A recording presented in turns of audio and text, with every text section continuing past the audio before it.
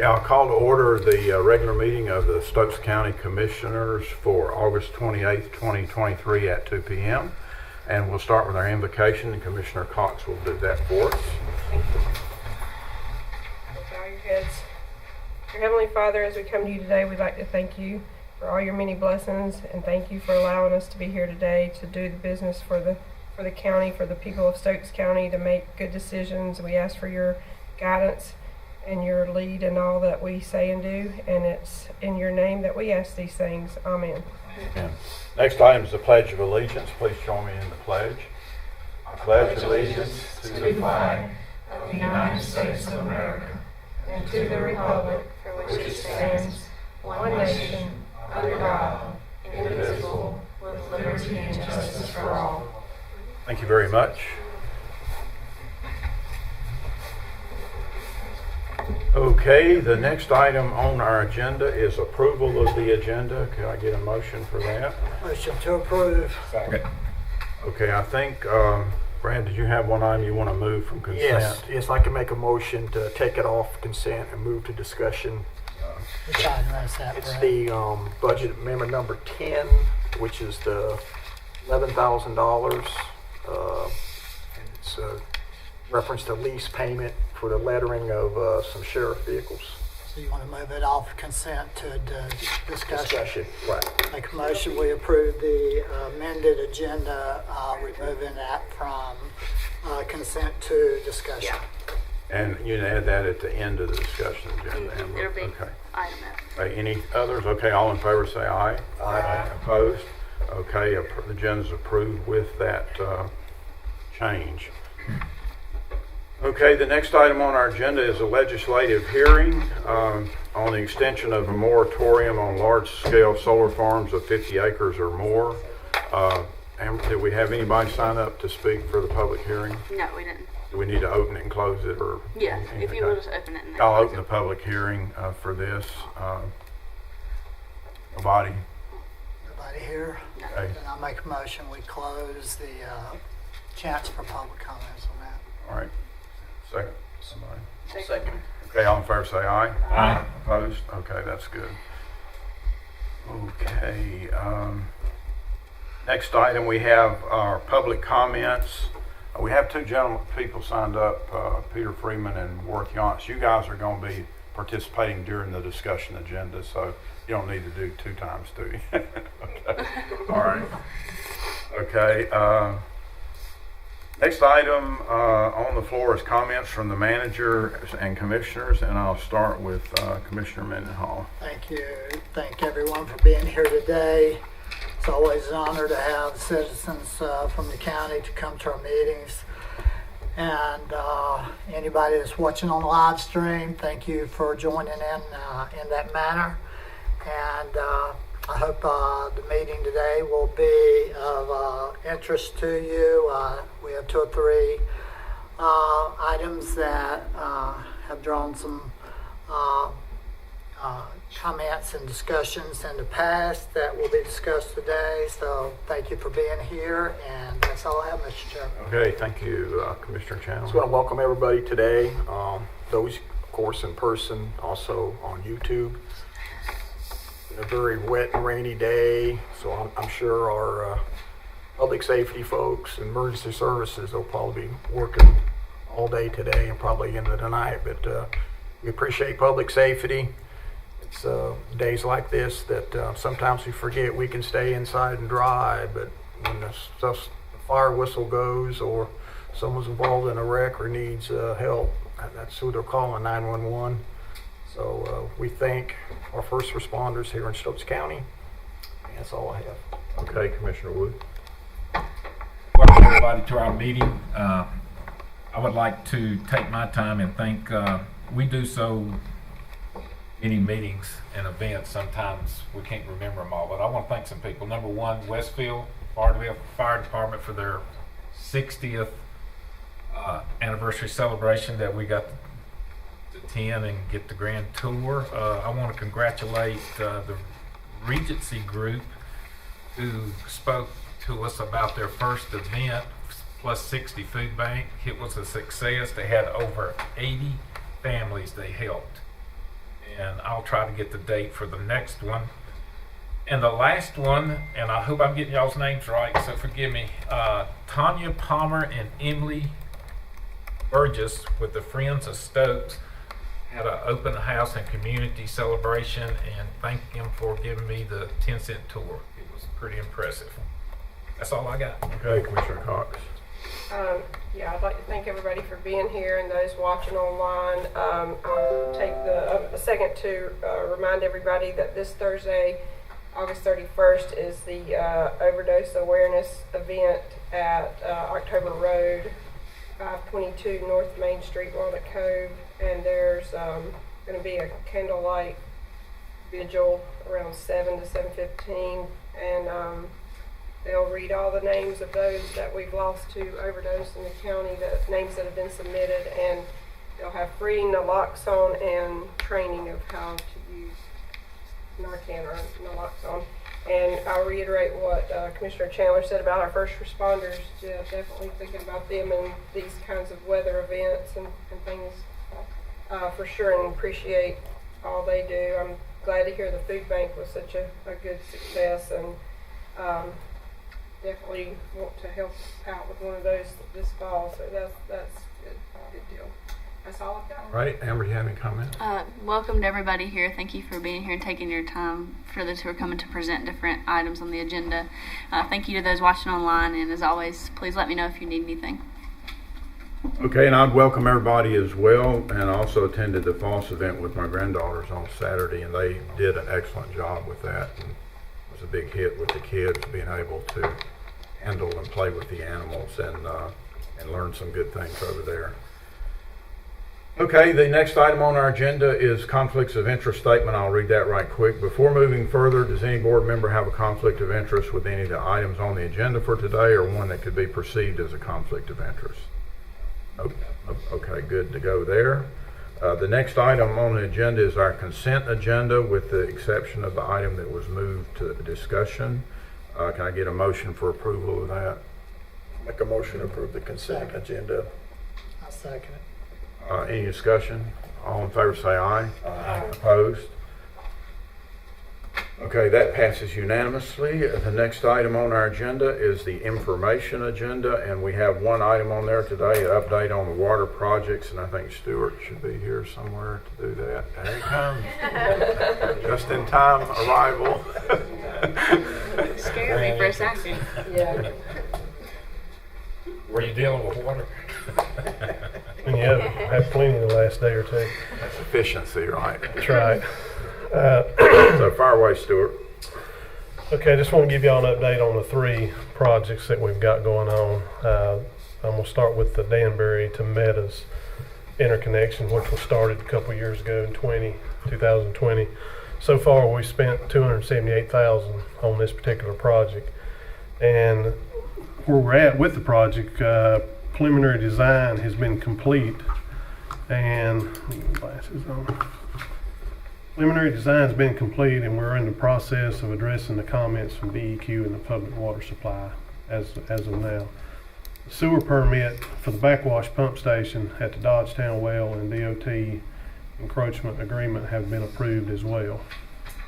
The design plans have been submitted to the funding agency, NCDEQ, Division of Water Infrastructure, for review and approval. We are still waiting on environmental. We've not heard a word out of them. From what I've heard, there's been a lot of turnover there, so it may be the reason that You're talking about Raleigh? Yeah, environmental. So still waiting on that part of it. The best of our knowledge, as far as from the design side, the project's not been submitted to the state clearinghouse yet for review and comment as of yet neither. So once that gets there, there'll be 30 days to notice that to publish the notice and the comments. And that usually takes about 60 days. Structural, electrical design is also in the process. And we're on track to have the approvals before we get anything from environmental. So that's kind of where we're at with that. If we can just ever get something from them, it's going to be a big help on moving that on down the road. We've started the easement process. Thank Richard for helping me with that. We've made contact with everyone that's going to affect, and we've had a couple come back and talk to us. So we're pretty good shape with that. If we can just get them all signed over, we'll be good on that. And that was a $5.2 million project, and it was through a grant. Now the next two projects are ARPA, and the first one is the $18 million, which was the Stokes County Water Sewer Authority to Meta's interconnect.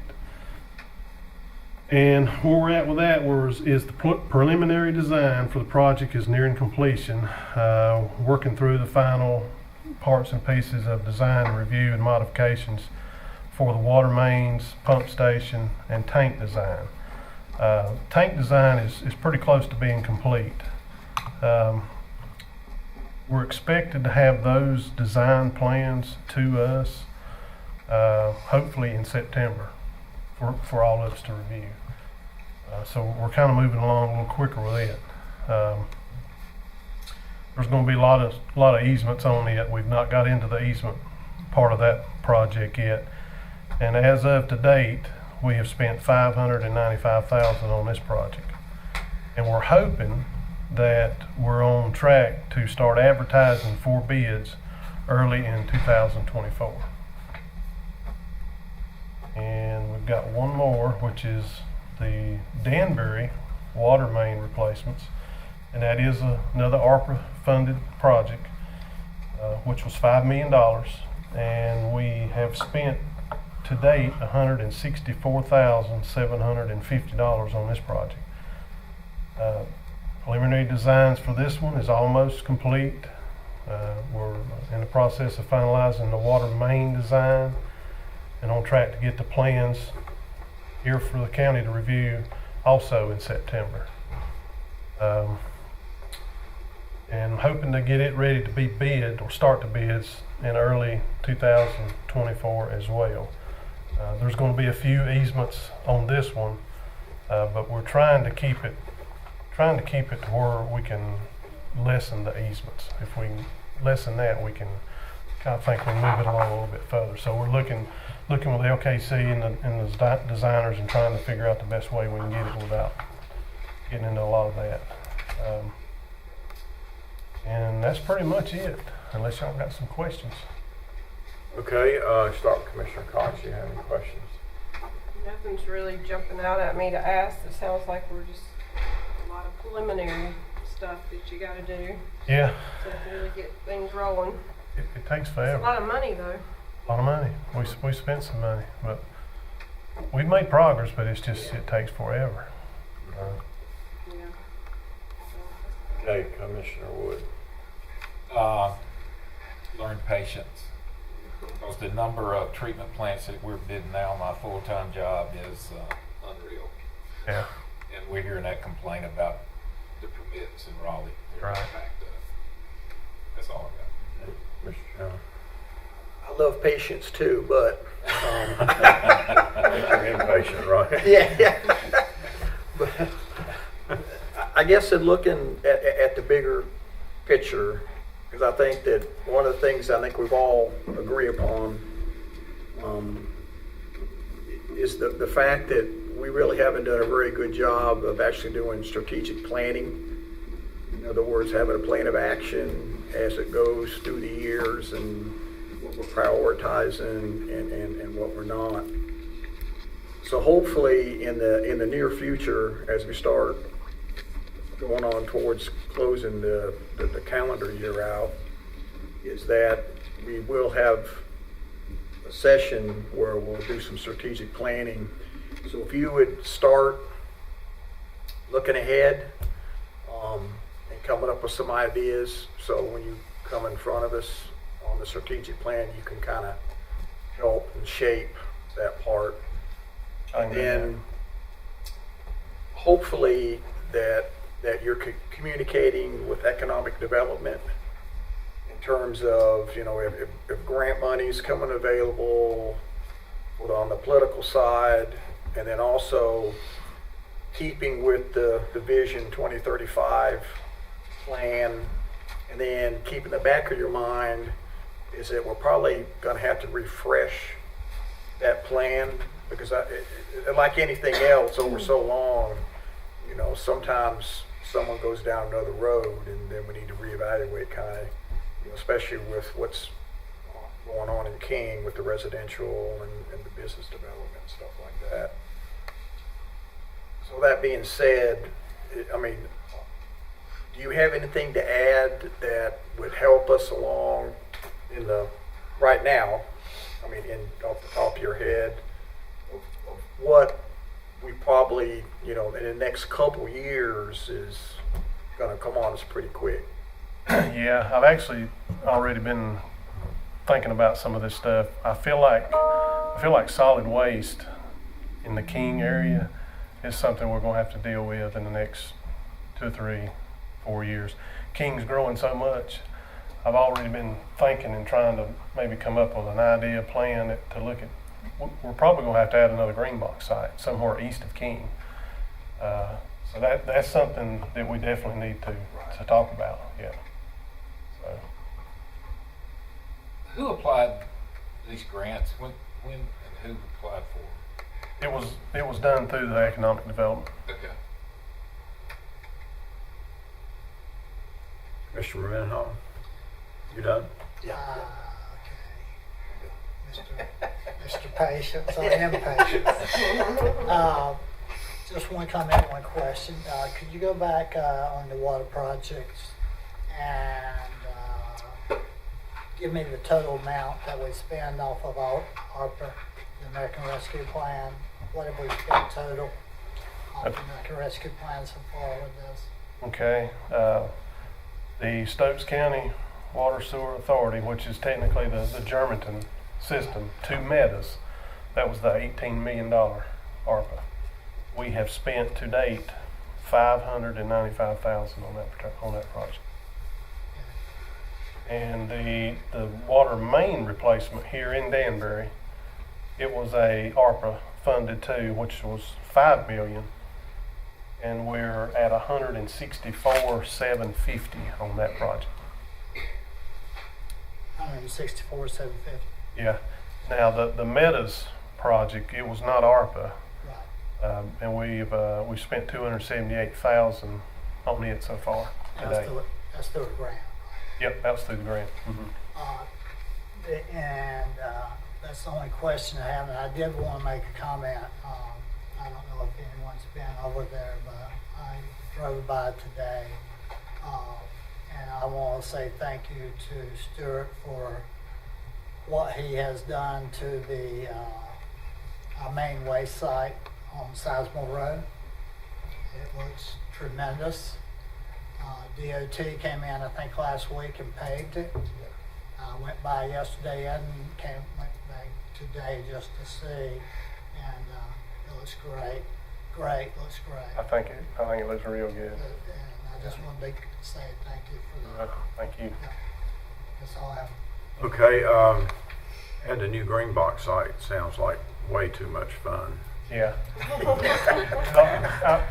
I feel like if we started it now, maybe within 3 or 4 years, we might could have a plan in place. That's probably a really good idea. Yeah.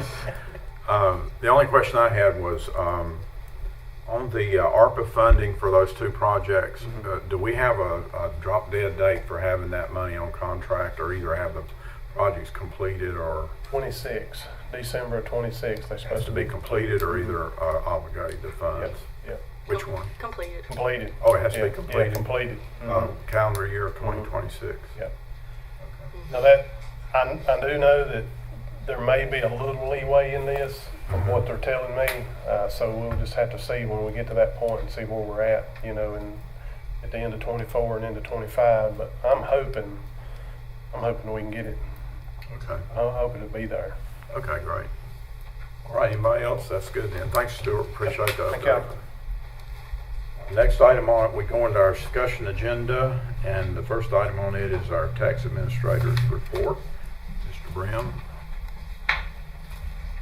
Good afternoon. I promise I'm not going to read all that. Good afternoon. I'll just start off like always with our tax monthly collection status report. If you look at the numbers, they don't look that great, but you got to remember we didn't bill till July 28th. So for school operating in the general county, we've collected a little over $310,000. Last year at this time, we're about $231,000. So only got a good start anyway. Next month when they come back, we'll probably be in the 53% range. Next item is the real and personal releases less than 100. We have 13 accounts that total 70305. Then real and personal releases more than 100, 13 accounts that total 7,022.84. And the final item is real and personal refunds more than 100. That's 7 accounts. That's $2,894.55.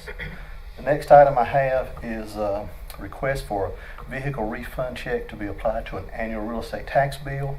I'm requesting the board move the refund request to this evening action agenda to get it approved, where we can get the finance to get the check back to the county to apply to the taxpayers' request on their real property, because if we do that in the month of August, they'll save about $11.18 for the early discount.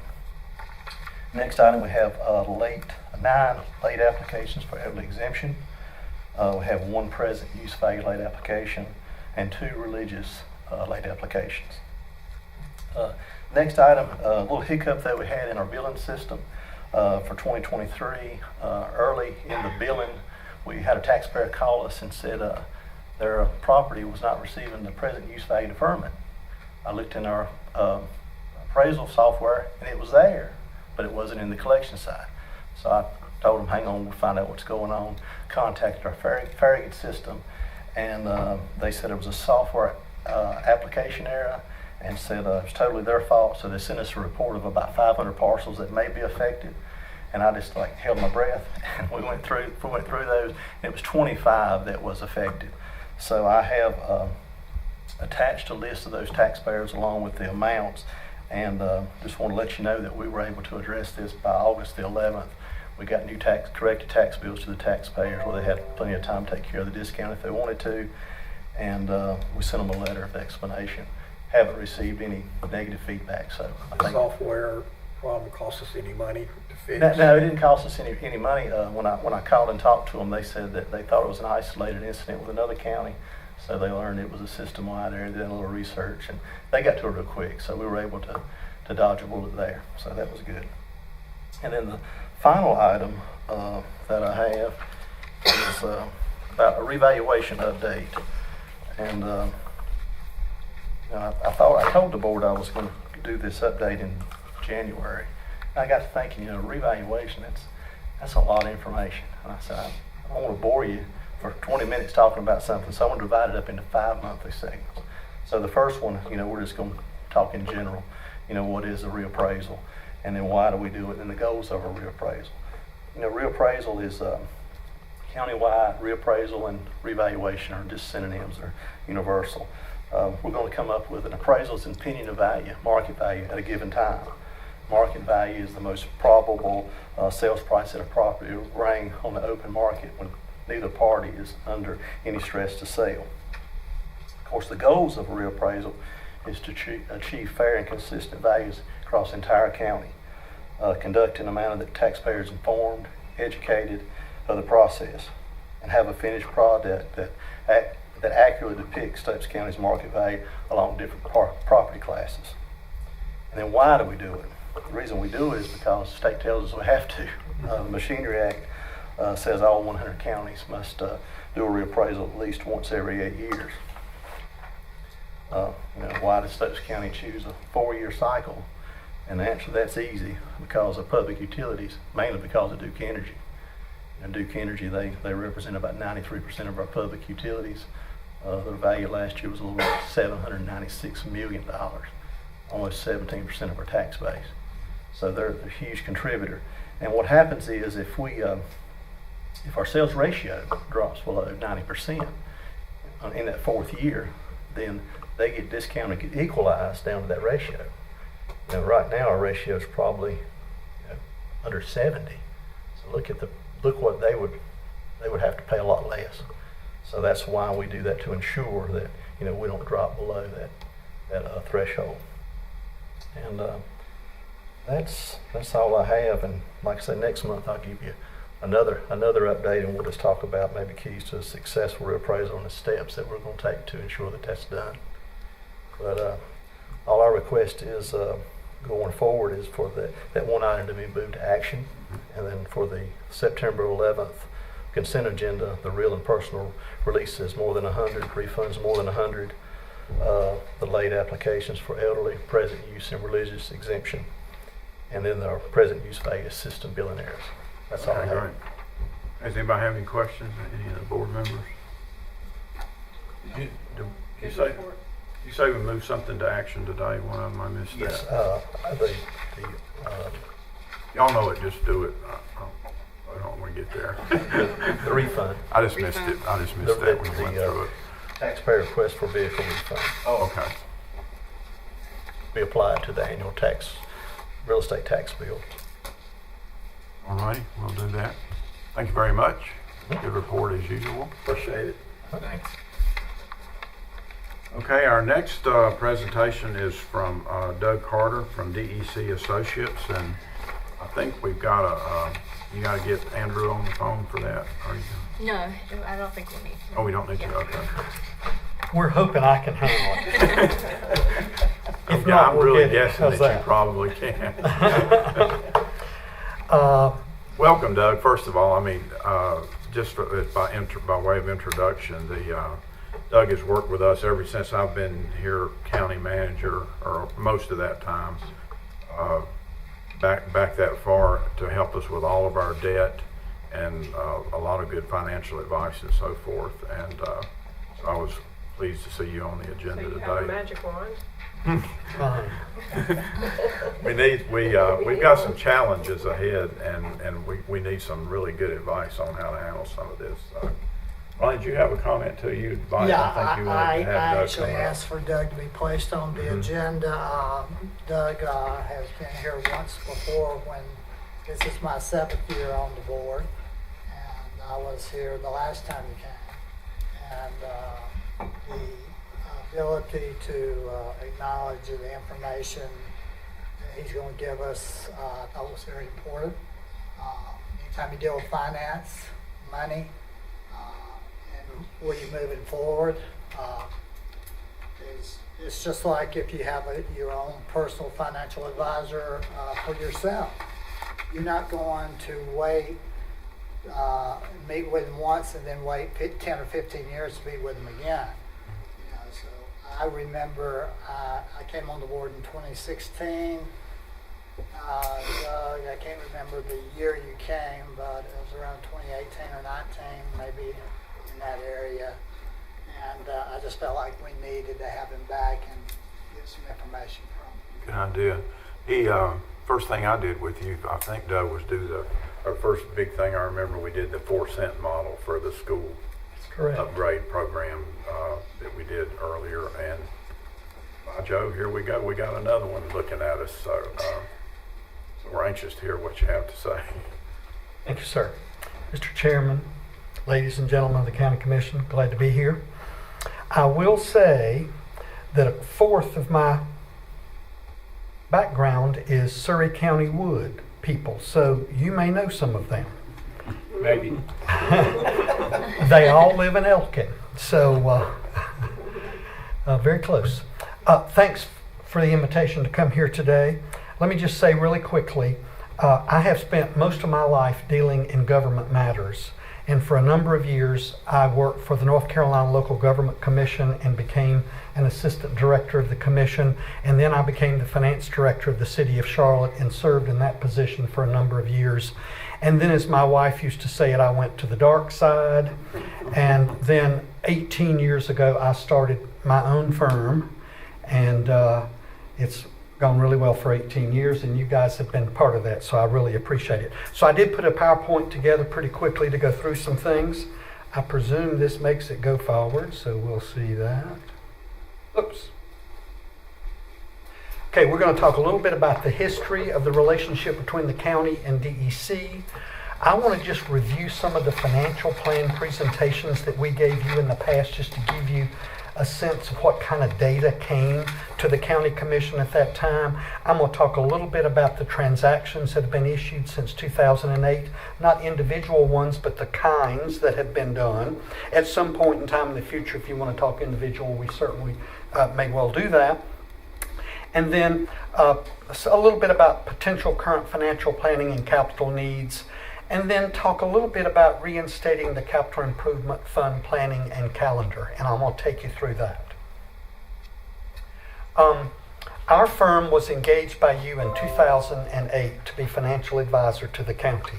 As financial advisor, we sit on your side of the table as contrasted to bankers and investment bankers that raise capital for you, and we are one of the industries in this country, excluding lawyers and some others, that are regulated, and we became regulated after Dodd-Frank in 2008. So we're a regulated entity that provides independent financial advice to you.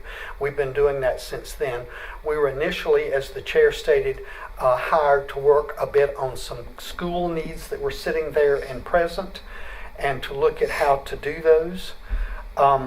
We did something really creative in that time frame, and one of these days maybe we'll go back on some of the presentations that came to the county commission in 2008 and 9 and 10. The county created a dedicated capital improvement fund, and so what it did was it dissected or took away from the general fund funds that should be spent on capital. Because what happens on budgets in government over time is if you don't isolate capital dollars from operating dollars, if you have debt service that pays down, well, that just gets assimilated into the operating budget. You just don't know that it's gone. And then when you do your next bond issue, that money got moved into the operating budget, and you got to figure out how to raise the new money to do the capital. And so the county commission made in my opinion, especially since we recommended it, a brilliant decision to establish a separate dedicated capital improvement fund. And that fund continues to exist. It has 4 pennies of the tax rate that goes to it. It has some other revenues. And inherent within that capital improvement fund is a debt affordability model, which takes the revenues, the costs you already have, the revenues that remain available to say what have you got from the future to pay out of that money currently available to you. Okay? Now, it's been a while since we discussed that with the county commission because we did a lot of projects. The dollars got consumed, if you will, to pay that debt service. But I believe, and we have not run an updated model, debt affordability model, have not been requested and haven't done it in some time, but we have done some review, and I think there's likely some affordability available to you out of that model, but we need to go through that. I'll end up by saying, after the debt affordability model came here, and I'm going to tell you in a minute how many of them there have been, you created this fund. As I remember, it was a unanimous decision of the county commission, and you were one of the first in this county. Cities tended to do it more frequently. You were one of the first counties in the state to isolate capital money from operating money and not cross them over. And I give you a lot of credit for that because that still in many respects sits there. Although there have been some movements back and forth, there are things to do. Now let me just give you an example of what having that kind of financial plan can do. In 2008, in 2 presentations we made to you, we looked at 3 alternatives: 22 million, 40 million, 61 million. And these were primarily for school needs and community college, not just secondary school needs. And then we looked later on 1/12/2009, so you can see how often we were meeting with the county commission and looking at alternatives to how to do the money. And as you can see, alternative 1, no pennies were needed based upon what we already had in the model. If we did the 40 million alternative, we needed 3 pennies, maybe if I can read right. And then if we did the 60 million, we needed 7 pennies. Now what we did in these meetings is we always 7 pennies are dollars, and we define the dollars for you, but we always put it in a penny calculation because I think we all know what a penny is and how to calculate it. It's not just a dollar. It gives you an equivalent to the current levy you have for the county commission. And then when we came back on January the 2009, we looked at a number of others. So there's been a lot of presentations, a lot of alternatives, a lot of that presented, a lot of discussion in the past about that. To the extent that we kind of reinvigorate this process, that would be similar kinds of things that you would likely look at into the future. Look at based upon management and the county commission's desires. Nothing is forced on you. It's all about management looking and you looking and the formats and the methods you want to use to get to that. I will say this to you, as a financial advisory firm, we do Charlotte, Raleigh, Greensboro. We have the distinct privilege of doing the 3 big entities. A debt affordability model and calculations of this nature and information that comes to you is not unlike what comes to the City Council of the City of Charlotte, which, by the way, has $7 billion in debt, just to give you a framework.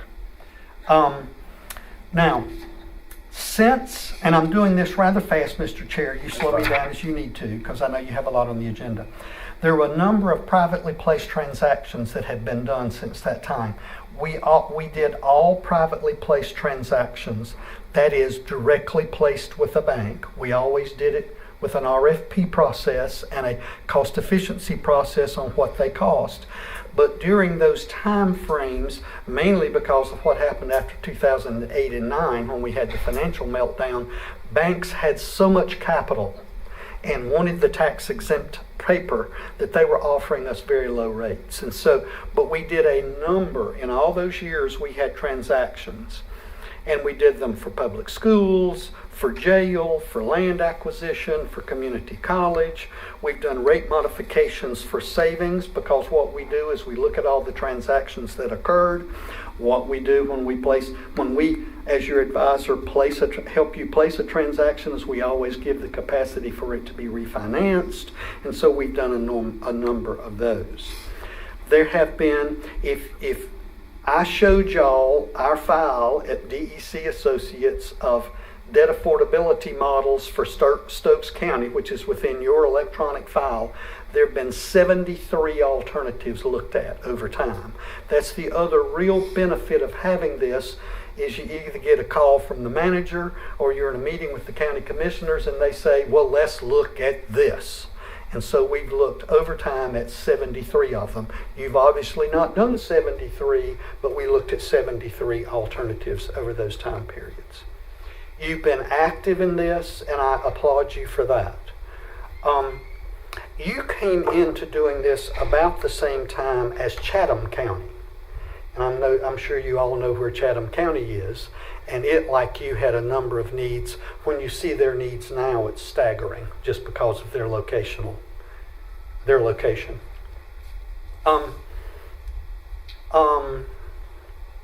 The reason we're here today is we heard from your interim manager, and she indicated that Commissioner Mendenhall had mentioned and said maybe we want to come back and talk. She called us and said, can you be there Monday? And we said, well, for Stokes County, we can be there Monday. So I drove over from Blowing Rock this morning. It was a beautiful drive. It wasn't raining, amazingly. It had just stopped. So glad to be here. Guys, y'all have growth patterns. When you look at the state of North Carolina, I'm a big student of population and urban and non-urban economics, but one of the newest megalopolises, there's a term, megalopolis. These are major regions. Like there's a megalopolis between Washington, D.C. and Philadelphia. There's a New York megalopolis, a Los Angeles, a Chicago. You could go over most of them. The newest one that's been discussed loudly in the U.S. is the I-85 megalopolis that goes essentially from Gaston County, which is on the border of the state, all the way to Raleigh. There are currently over 7 million people who live on that I-85 corridor, and the attendant counties, the urban-like counties like yours that border someone that's on that corridor. That 7 million population is estimated by 2050 to be 12 million people. So any way you cut it, if you're the border county to a major urban county, you're going to see what I refer to as county growth pattern changes. Just look at your border going into Forsyth County. And so these growth pattern changes create changes in the capital program, particularly in the secondary school one, because in some places you got more schools than you need with not enough pupils in those schools, and then in other places you've got schools that are overcrowded and perhaps not properly placed, for lack of a better term. And in almost every case, they are aging. They have needs for aging facilities. I'm going to tell you this for fun. I was raised after I moved from Elkin to Iredell County, and I went to Celeste Hinkle School. And it was built in 1922. It still exists. It's an elementary school. So I'm not one of the ones that say everything that gets old has to go away, but it just has to be updated and kept going, as has Celeste Hinkle School in Iredell County. What we're seeing after talking with the manager a bit, thinking about being with you here today, we really need to revisit the debt affordability model because, as I say to you, we really haven't run it in some time period.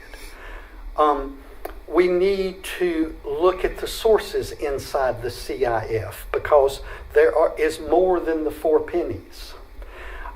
We need to look at how those revenues, are they adequate based upon your capital needs or what you perceive as your upcoming capital needs. We need to look at the model update, as we said. And then once the affordability analysis could be completed, once we look at various scenarios of what your defined need is and timing. And then we would always look at, do you need to get these capital improvements by borrowing the money or borrowing some of it and using PAYGO for the rest of it? Because we have been proponents of not borrowing everything, but blending your CIP so that you do some borrowed, some PAYGO. And then basically looking at a process of how do you reinstitute the CIF in the affordability planning. And I think my last slide is probably that. Well, and a calendar. So, if we want to reinstitute that, we would just need to form a working group again, together with your staff and you, because you bring the policy direction and information needs in a large sense. We need to update the fund balance inside the models. Where does the model currently exist? I've had a discussion with Lisa about where the fund balance is, but we haven't put any of that back into the model for a while. Have we retained all of the revenues that began in the CIF, or have they moved around and changed? We would need to look at that. And then there's another group of analysis that I won't take your time on to look at inside the CIF, the Capital Investment Fund, and the affordability analysis.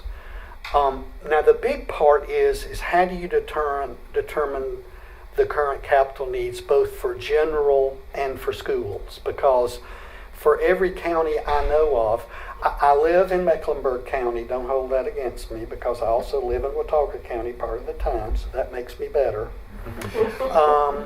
We're getting ready to vote $2.5 billion for schools in my county. It's on the ballot this November. So everybody has enormous school needs.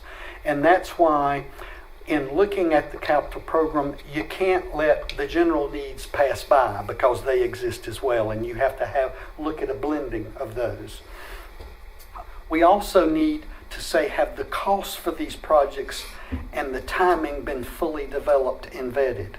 Guys, when you see someday, as we potentially get back into this, when you see a debt affordability model and how it works, The biggest impact to debt affordability is not interest rate on debt. It's how quickly you do it. So if you try to do everything at once, guess what that does? It makes it way more expensive. What you have to do is look at doing it over a time period. What is the proper time period?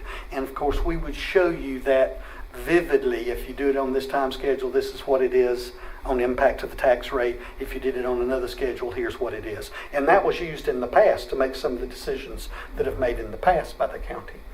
Then obviously we would want to talk about operating impacts. What are the operating cost impacts and how do they impact the county's operating budget going into the future?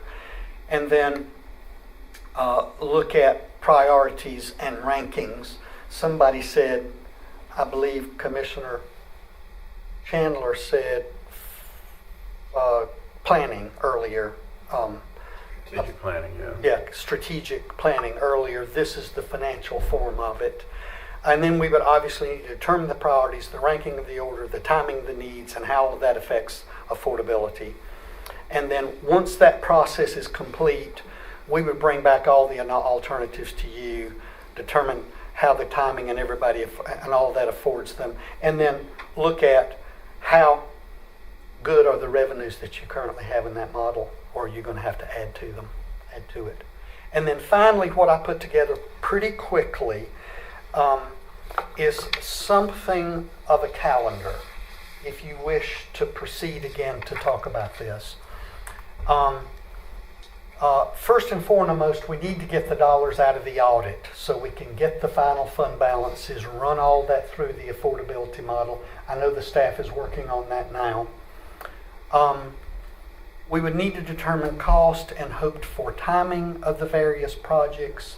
In the past, we've actually met with your school board more than once and talked about timing to them and said, if it goes this rapidly, here's the impact. If it goes that rapidly, here's the impact.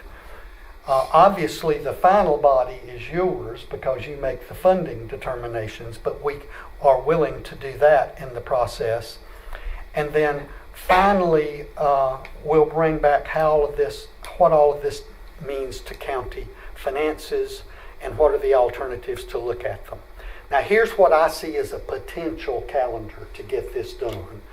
First, I think September you make a decision to move forward that you want, if you do, in fact, to go back into this to look at how the capital investment fund looks and what is its affordability.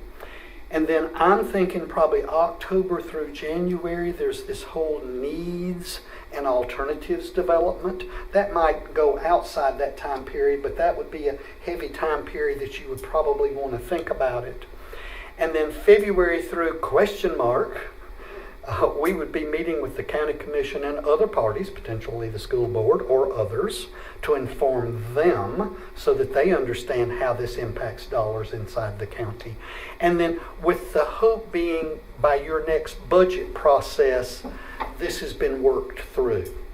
So it probably takes a little longer than you think, but when you think it's looking at priorities, looking at timing, looking at real cost, how are operating costs impacted, it's not going to occur quickly unless y'all have already done this and I just haven't seen it yet. So with that, Mr. Chair. I let you say that. Yeah, doing the next budget process seems very quick to me. Yeah, well, it may be past that. I mean, I'm Yeah. just Yeah, trying. I understand, I look yeah. at budget processes and That'd be a real objective, I guess, but our target, but I think probably we could do it. difficult to do. We could do it if we work hard. you can certainly make a lot of progress, at least lay out what coming before you and some potential for those costs. And then we move thereafter in the fashion that it works for you guys. All right, do you want to start? I made some notes. So I thought I had recognized you, or I would think I was on the school board when you, in 2008, 9, 10, 11, I was on the school board. So Okay. I think you did. You've held up beautifully. Well, thank you. I appreciate But I think that I'm really excited, honestly, about you bringing this to us, and because it really is part of the strategic planning that I think Commissioner Chandler alluded to that needs to happen, because we know what some of our current capital needs are, and we would like to plan for the future with some of these other needs. We met with the school board during budget, and one of their questions to us was, trying to get us to commit to a dollar amount to build schools or to help them, and I get, because I've been on that side of the coin before too, so I get where they were coming from with how that would help them in their planning, but also without us having this sort of planning with you or somebody that can help us look at capital improvements and our needs and the flow of the revenue and everything, it's hard for us to answer that question to them. And I would like to be able to give them a more definitive answer as to what we feel like we could go out for debt for. But it's hard to know that because we don't have an answer to a lot of these questions. And, I'd like to help them a lot, to do a lot of things because our schools are aging. But it's like you said, you don't have to, build a new school all the time when you've got good bones and if it's taken care of. One thing we just haven't had the ability to keep up with a lot of the stuff. We've done a fairly good job, I think, with some of these schools. They're just starting to really show their age now, but I do like, I would like to personally reinstate this relationship of looking at this model and looking at what it would look like. I think you're the help we need. Commissioner, let me say really quickly, I think, here again, I'm going to go back to timing is everything. The dollar amount is big, of course, but the timing of the implementation of those dollars. And what we found in our time period in the past, and I don't mean this to sound wrong for anybody, but everybody wants everything now. But if you don't know what it costs to the taxpayer in their annual bill to do everything now compared to doing it over some reasonable time frame, how do you make a decision? Because everybody wants everything now, and that's understandable. So I think here again back to the timing, and it gives you tools to say, maybe, maybe not, we're working on it. Yeah, definitely.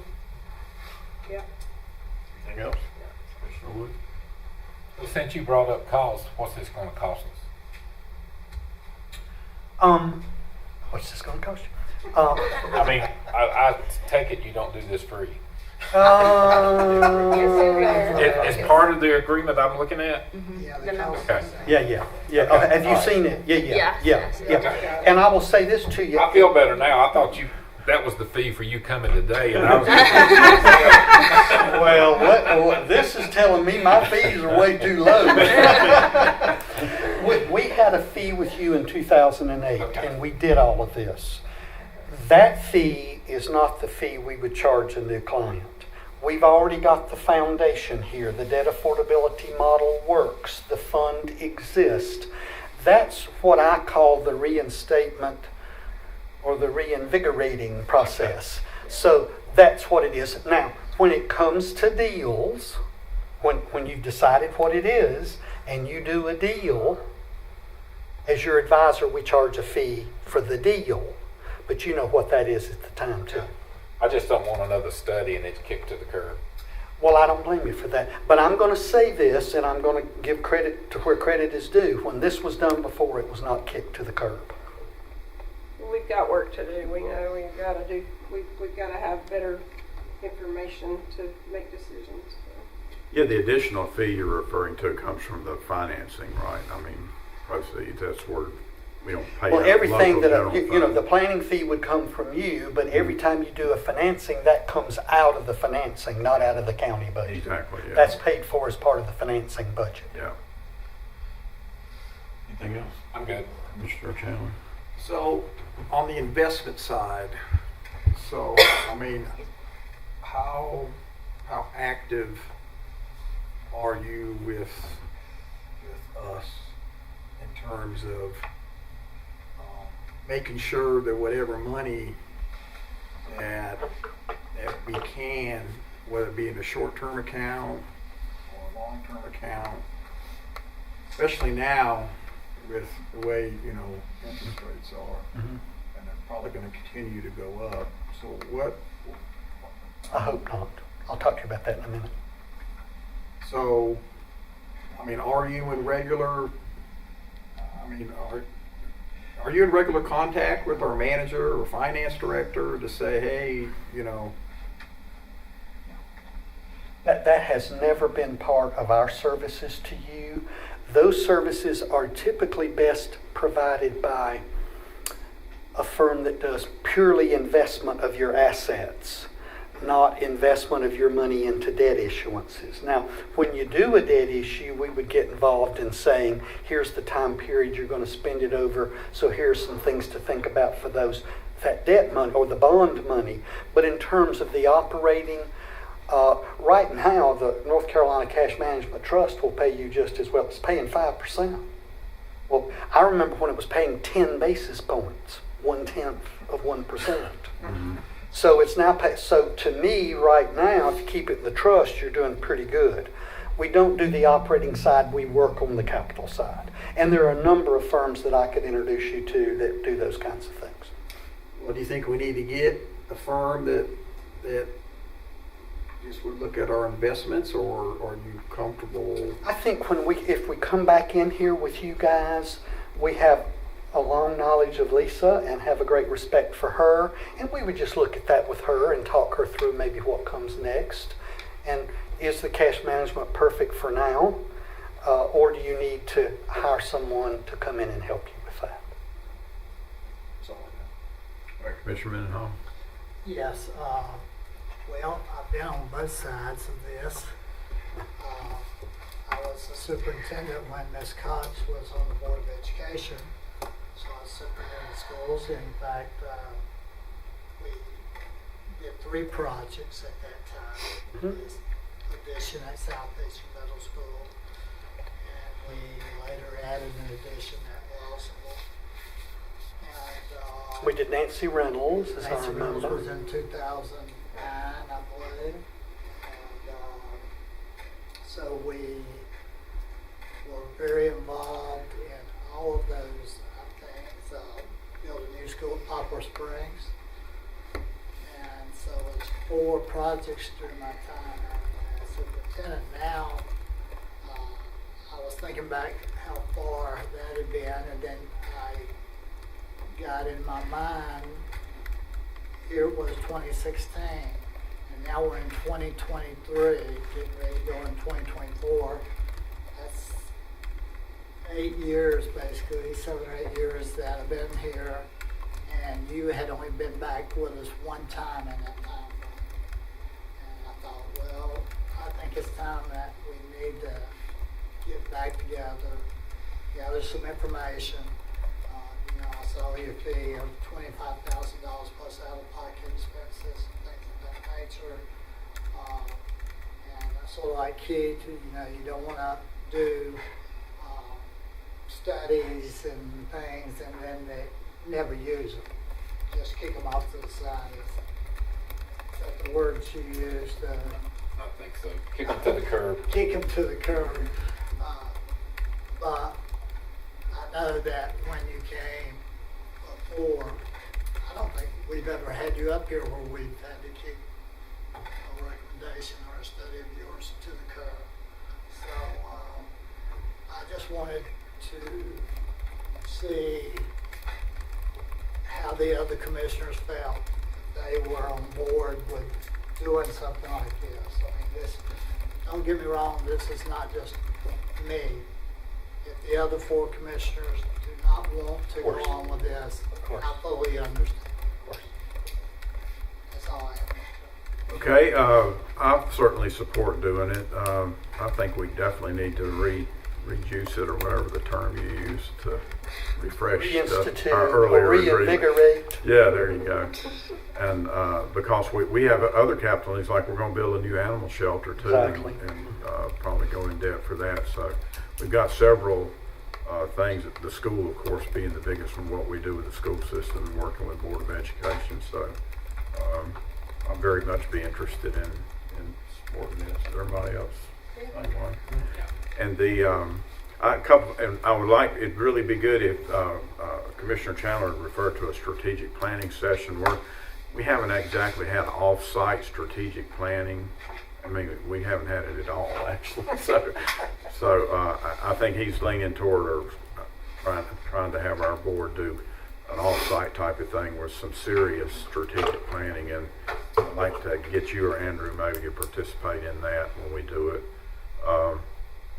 Mr. Chair, just so you will know, for many of our clients, especially those that are active and we work with a lot, we typically, I can't tell you how many February, which is when they typically are, January or February, how many of those planning meetings we go to.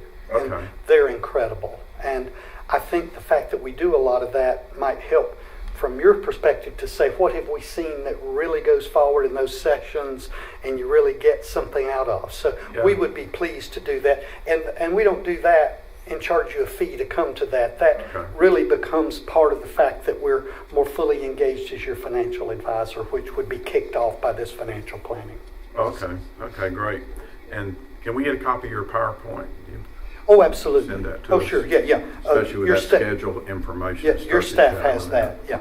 Okay. I don't think I have any questions. I really think we need your assistance. We're at that point again, Mr. Mendenhall said. So you want us to approve this agreement today or 2 weeks from now at our regular meeting, or It's up to the board. you guys want to? Everybody's not going to change their mind on it. What do you need? I don't need you to do it today. I just need to know where y'all are. So I don't want you to feel, in a rush. I do think it's impressive because it's just like the last board that says we have to figure out what this is going to cost us and how much we have to put in to get that done. Yeah. And so I don't have to have it done today. That's up to you. Well, we'll just put on our action agenda for our next meeting. That'll be fine with me. I don't Everybody's going to approve it then. I don't have any problem with that at all. Yeah. I'm a trustworthy person, and I know y'all are, so I'm fine with that. We worked with you before. If I'd never met you before, I would have said, need it now. I think the calendar is doable. I'd like to definitely try to do that for sure. Yeah.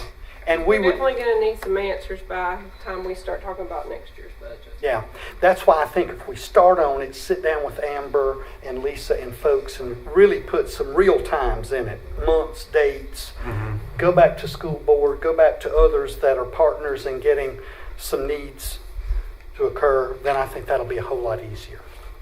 We need to look at getting our strategic planning session set up and get it on your calendar. So we'll do that fairly quickly. Okay, perfect. All right. Any other questions, comments? Thank you very much. Thank you very much. I'm really glad to see y'all again. It's so interesting looking at the pictures. I remember so many of the folks that have been here over time, and very nice to. It's nice to have a client since 2008 that keeps you. And I will say to you, the vast majority of the clients we have, that's been the case. My firm's been in business for 18 years, and our clients are our clients. So I really appreciate y'all focusing. Again, I appreciate your taking some time today. All right, thanks, Doug. I'm on my way back to Watauga County unless y'all need me. We're good. Thanks. All right, our next item on the agenda is Westville Volunteer Fire Department funding use. Good afternoon. Hey, how you doing? Good to see you. Good.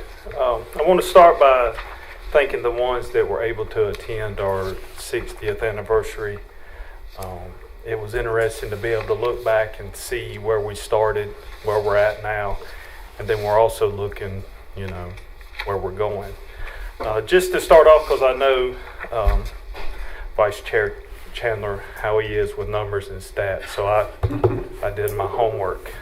This year to date, the Westville Fire Department has responded to 259 calls total. That's both in Surrey and Stokes County. Compared to this time last year, we were at 265 last year. So we're running in line. We've already had 3 today due to the high waters and stuff. So we're running right in line. Of those 259, 102 have been in Stokes County service to the Stokes County citizens.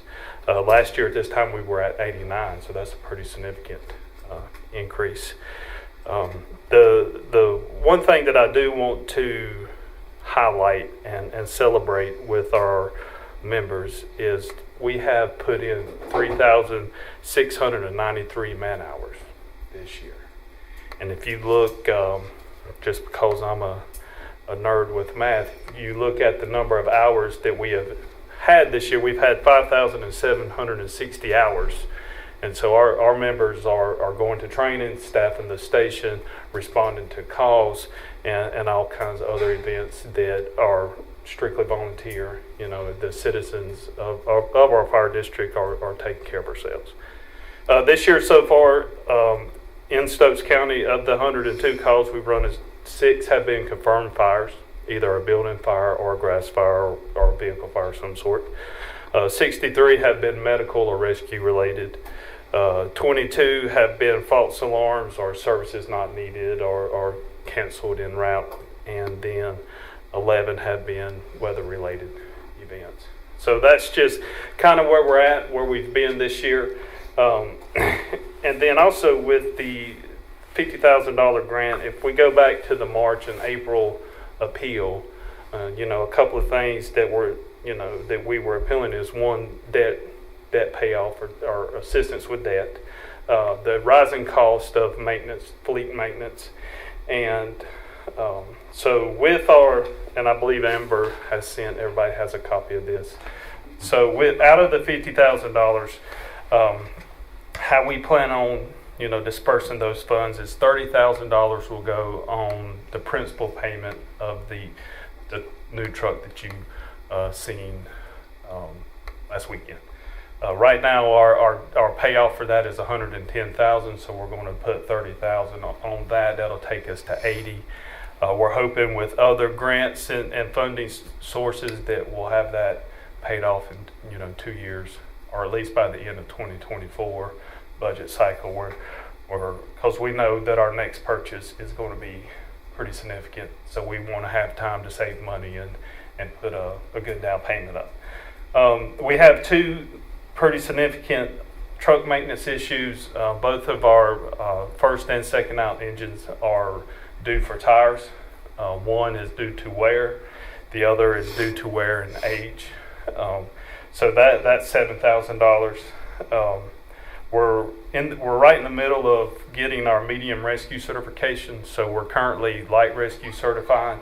We're right in the middle of getting our medium rescue, so the remainder of that equipment is roughly $5,500. We have applied for the state 50/50 rescue grant, which we're eligible to pay for. So if we do get that grant, they'll pay for 50% of that $5,500. So then we could maybe move those funds to another capital need. So we're always looking to make more money with the money that we get. We have a pretty big security need at our fire station. The existing camera system that is part of the 1982 building and the new camera system that is part of the 2020 building, they're not integrated together. So our old 1982 building, the camera system, we're having to replace the power supply about once a month, and it's getting harder and harder to find. So we're looking at merging those 2 systems together, and not the only way I could explain it. I would have to get our folks from South Data to come in and go into a little bit more detail. Is our older camera system is a two-corded system, if you will. We have a coax for the video and then another for the power. Our new system is a single cable. It runs off Ethernet and whatnot, and we're merging and getting a larger storage device as far as storing the videos for 2 weeks or 3 weeks or whatever the time frame needs to be. And then we have some stormwater and erosion control there at the station that it's a constant battle. So we wanted to spread it out over several needs, but also wanted to be just as open as we can with where the funds are going. Whatever documentation is needed after the expenditures, I could send to Manager Brown here or come up and present, however you want us to do it. So if there's any questions or comments or anything that, I can answer right now. Mr. Chandler, you want to start? You want to start?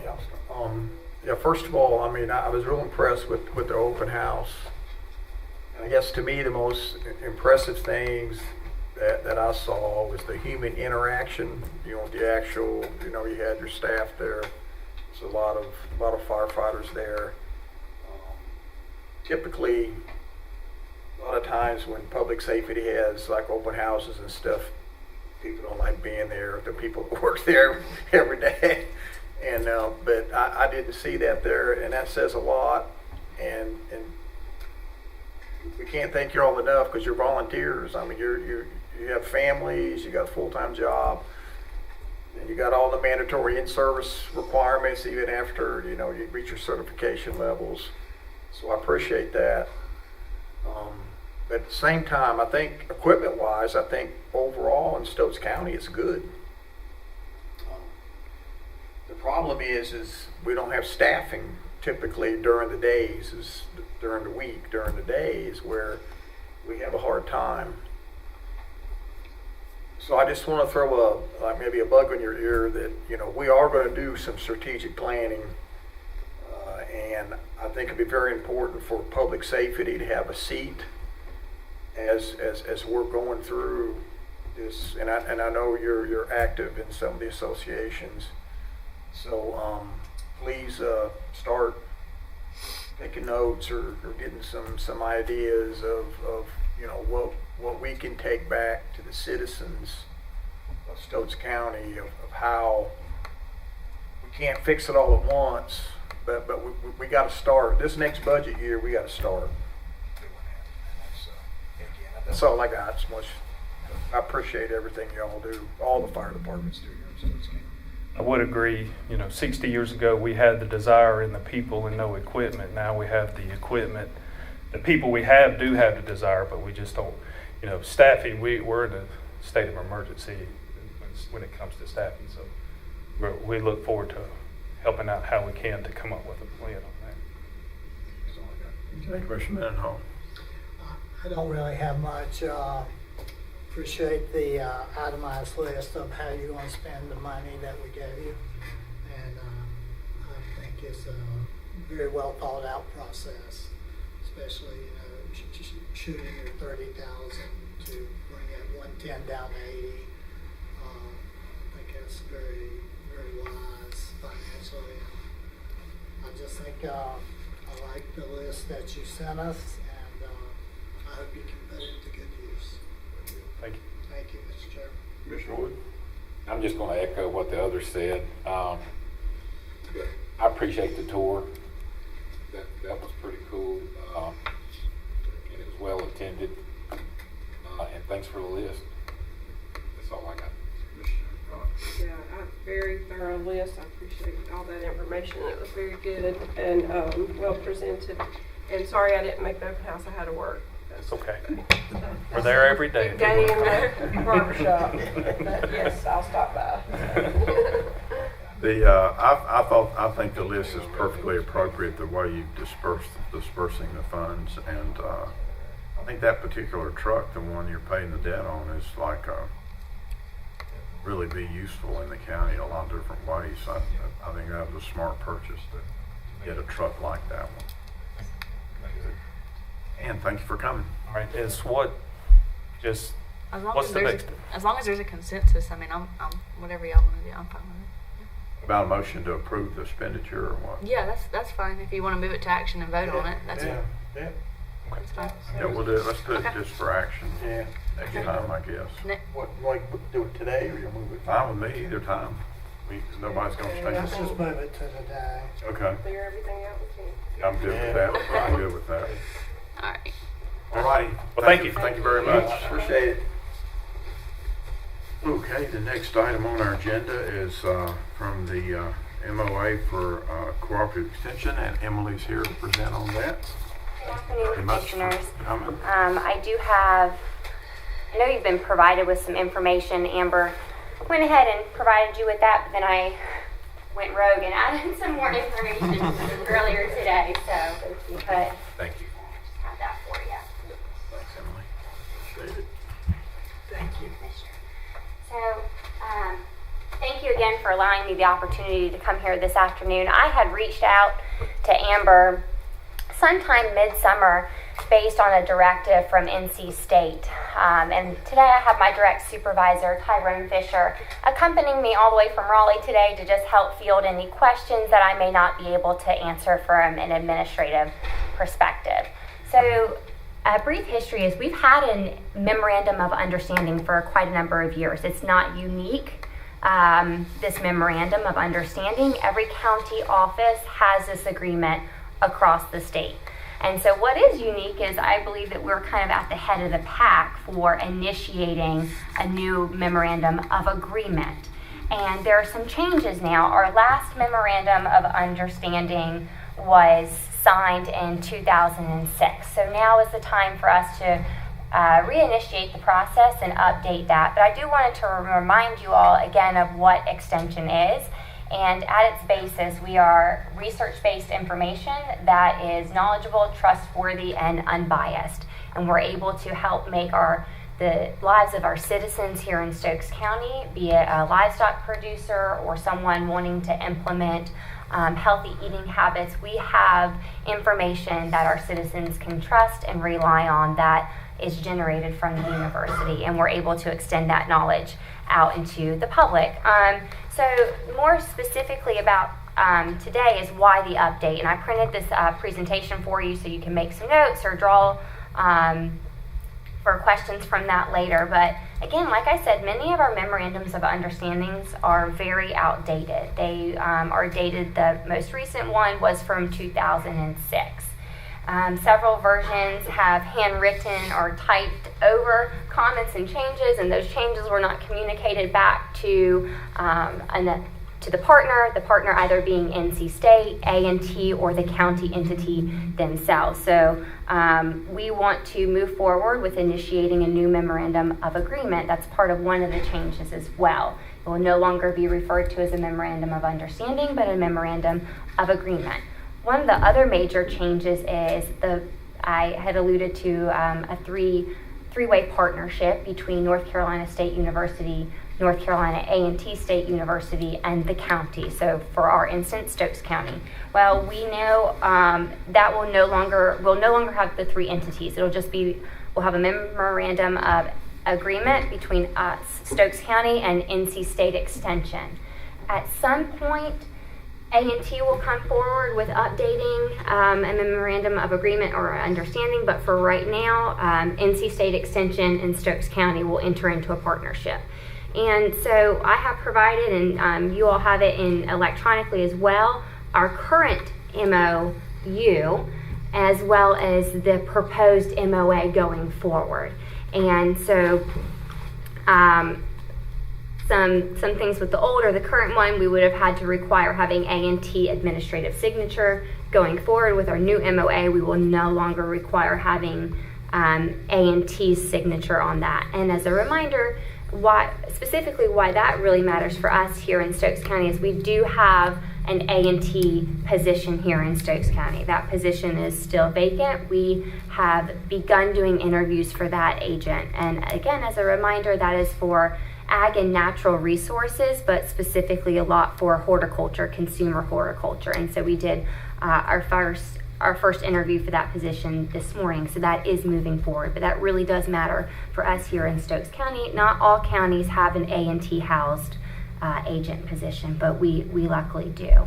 And again, the language will change from memorandum of understanding to a memorandum of agreement. And then there's some percentage differences. If some counties were a locked-in county, meaning that if the state awarded state employees a raise, then the county had to be locked in at that percentage increase.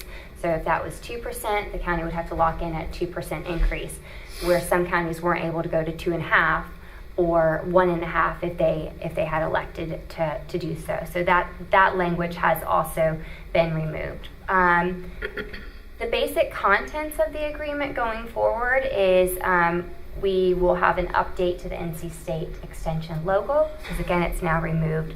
A&T partner. We'll have the preamble, and then also the MOA will further define what Extension will do for you all, the county, what county commissioners can do for us in Extension, what we will do mutually together to serve our citizens here in Stokes County, and then signatures, termination, duration, just formalities from there. Wet signatures will be required, electronic signatures will be insufficient. And at its basis, the MOA is written so that it will be standard across all 100 counties as well as Cherokee. If there are addendums that need to be made, then we can move forward with doing that, but the base MOA will remain the same, and it will be a standard model implemented across all 100 counties. Some benefits that are not defined in the MOA that I'd like to remind you about is performance management. You all do not have to do our performance management unless, I know the county is evaluating that right now, performance management evaluation system, but NC State takes care of performance management.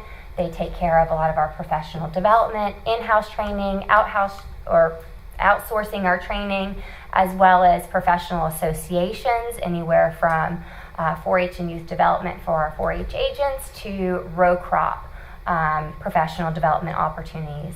Additionally, NC State Extension provides HR support. I know you all have a great HR team here at the county level, but NC State Extension does the HR for the county agents.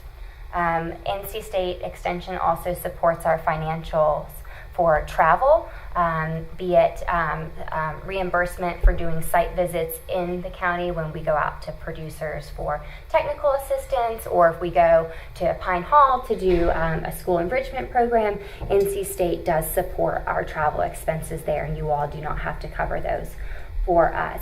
Also, too, we have many research trials throughout the state. We even have some research trials here in the county.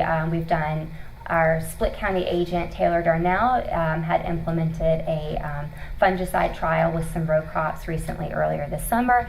And our livestock and forages agent, Kendra Phipps, is looking at doing a research trial here in the county as well. And so there's a lot of benefit from bringing the research not just at the university level, but here locally too, to support what our producers needs, what are our clients' needs.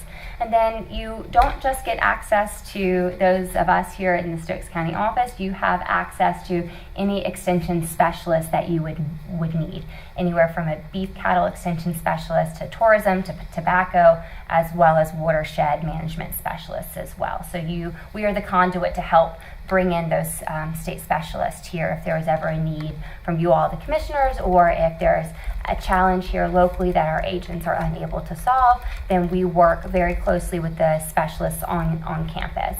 I reminded you just of a brief overview of who our team is, and again, we are interviewing for the A&T position. Aside from having state extension, the state specialists at the campus level, we also have area specialized agents, and they are housed throughout the state. But regionally, we have a poultry specialist. We have animal food safety, which is really important. They have worked with Mark Pendleton's team before up in Lawsonville. We have nursery and greenhouse specialists. We have commercial fruit and vegetable specialists as well too that serve a pocket of counties and could be readily available if we needed them for any reason.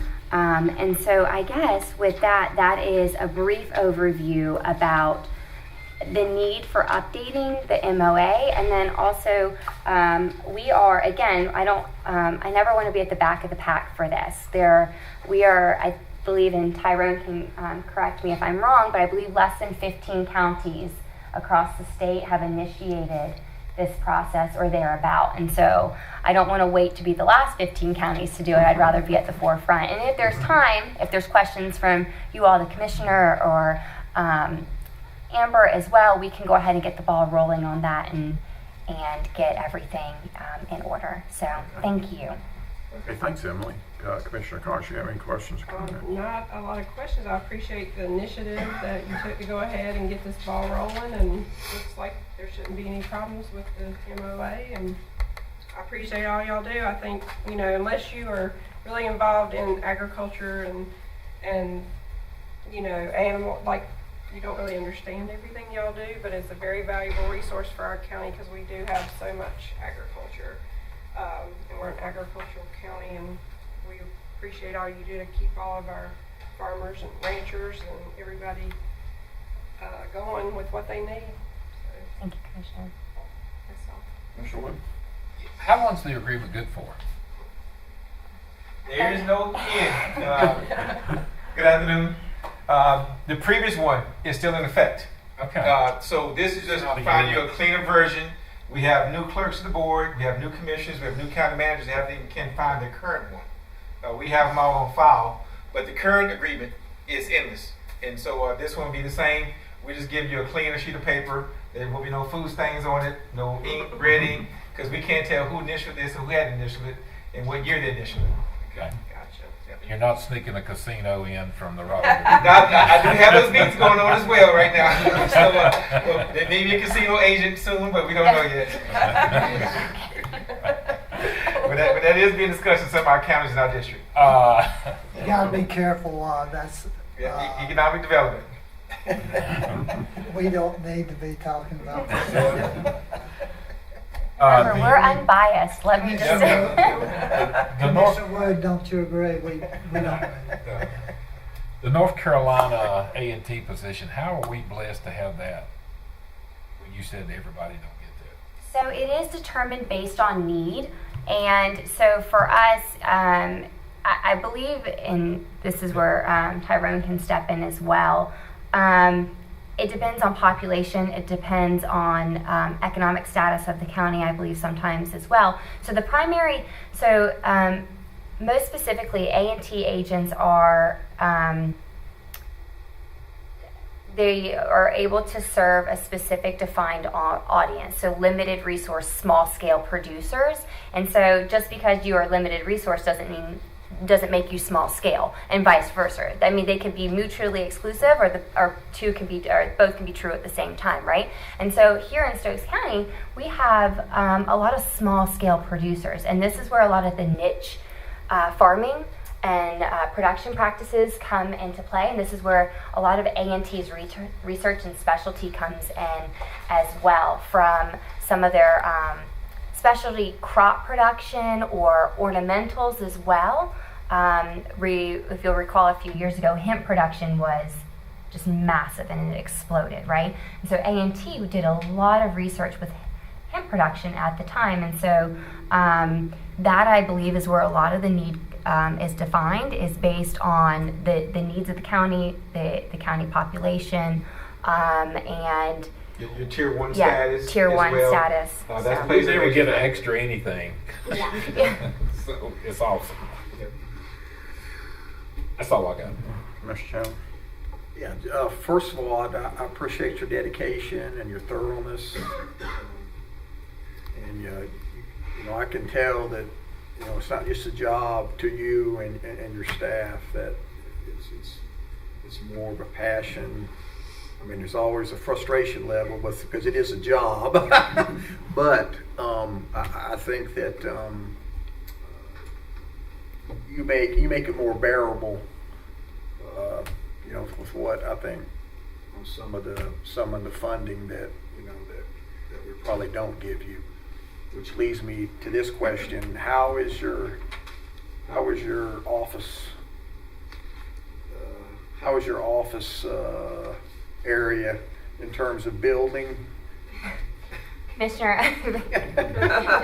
and this is where, and my team is tired of hearing me say this, and I've joked with Stuart about this, but I'm probably the most likely suspect if that building goes up in flames. And I say that with jest because, I mean, I think a good stick of dynamite would do a world of good. No, I think location-wise, it's a good location for our citizens to be able to come to get us, or to come to us But from as far as like being able to implement certain programs, I think that, you know, we have a lofty goal of what we envision for an agricultural complex in the future. And part of that means bringing all ag services together under one roof is what we would really love to work towards seeing, as well as a true demonstration kitchen.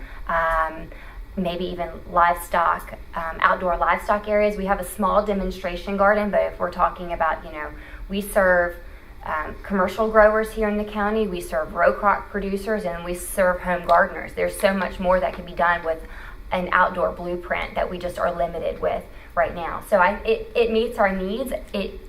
5 years from now for growth and the educational needs of our county, it would be nice to have a different space. Well, consider this an invitation to our strategic planning whenever the date comes up. Because I remember the last time you were here, you talked about a little bit, is what you explained, and I think it's vital. And two, it meets the Vision 2035 vision plan that we have with agriculture, especially on this side of the county. So I think that what you all do is vital, not only to the current success that we have here in Stokes County with agriculture, but to the future. And I know when talking to different people, there are a lot of ideas out there, and I just think that someone like you and your staff can take those ideas and turn them into an actual business or an active, you know, hobby farm. So, Thank you, Commissioner. Mendenhall. Sure. I don't have any dynamite on me.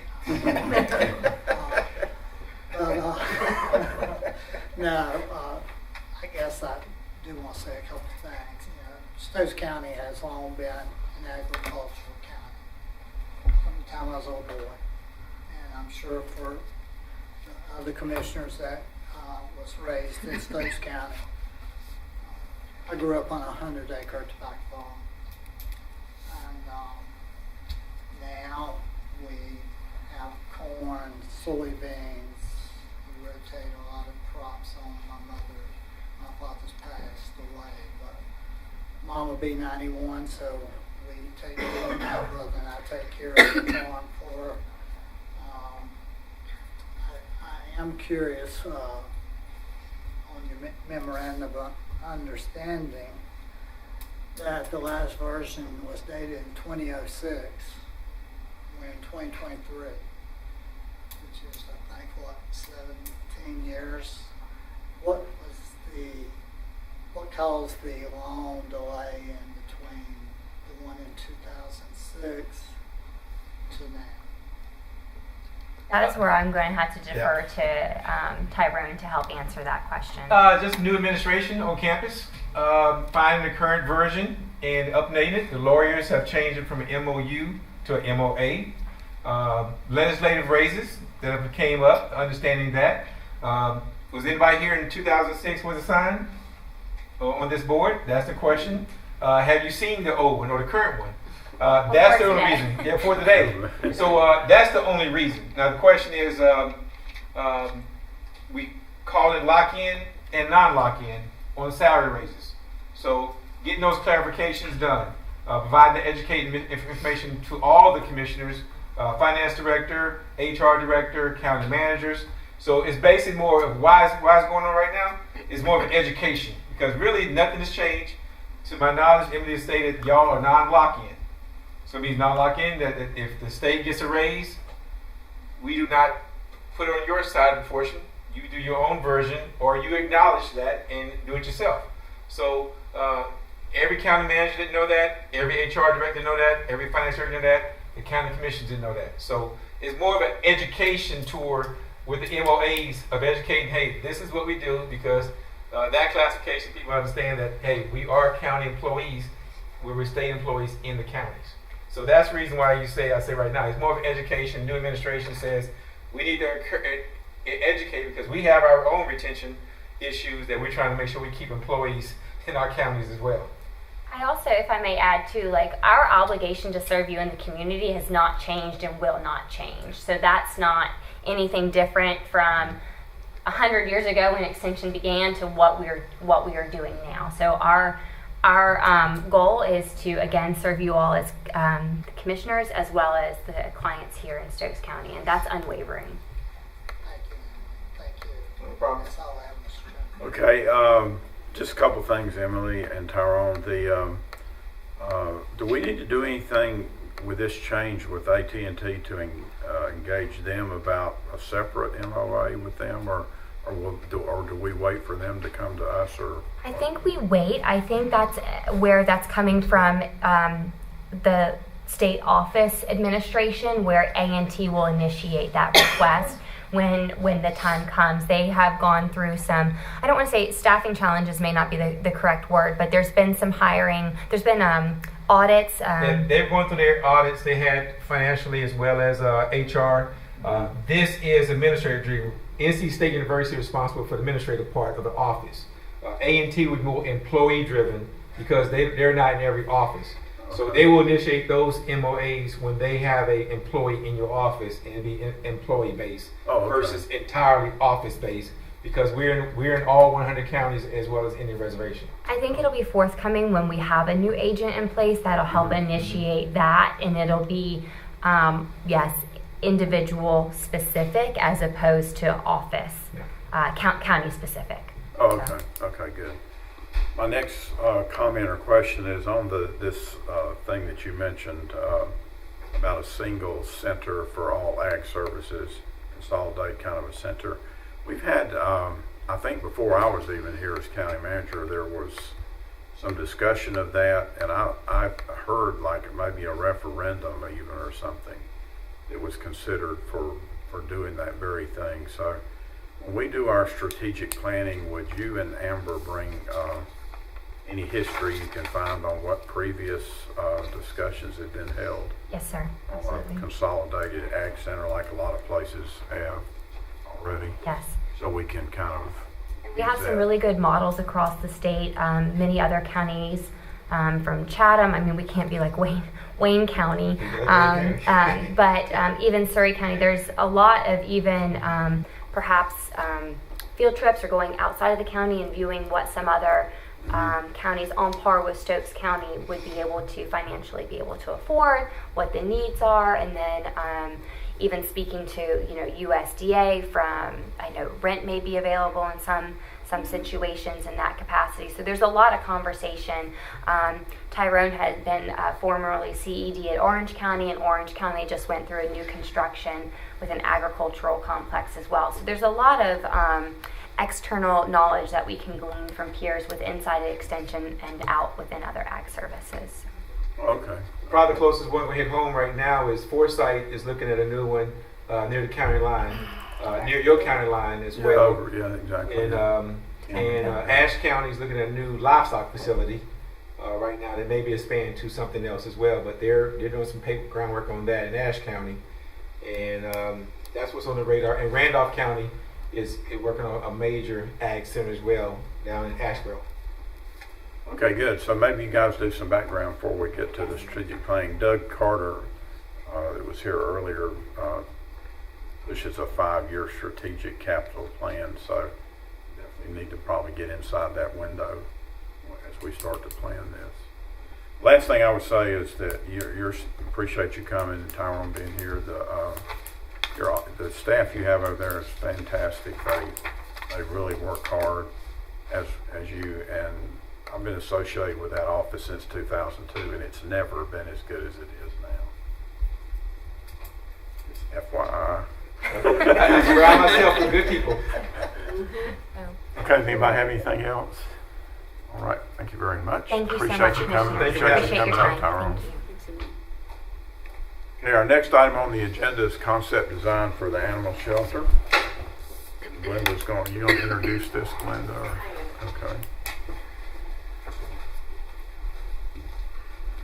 Amber's going to switch over the presentation, so while she's doing that, in your packets or agenda packets, I had included the concepts that we had received and some other information, but I would like to introduce Peter Freeman and Worth Yance. They're going to do their presentation, and then I'll come back with our recommendation. Okay.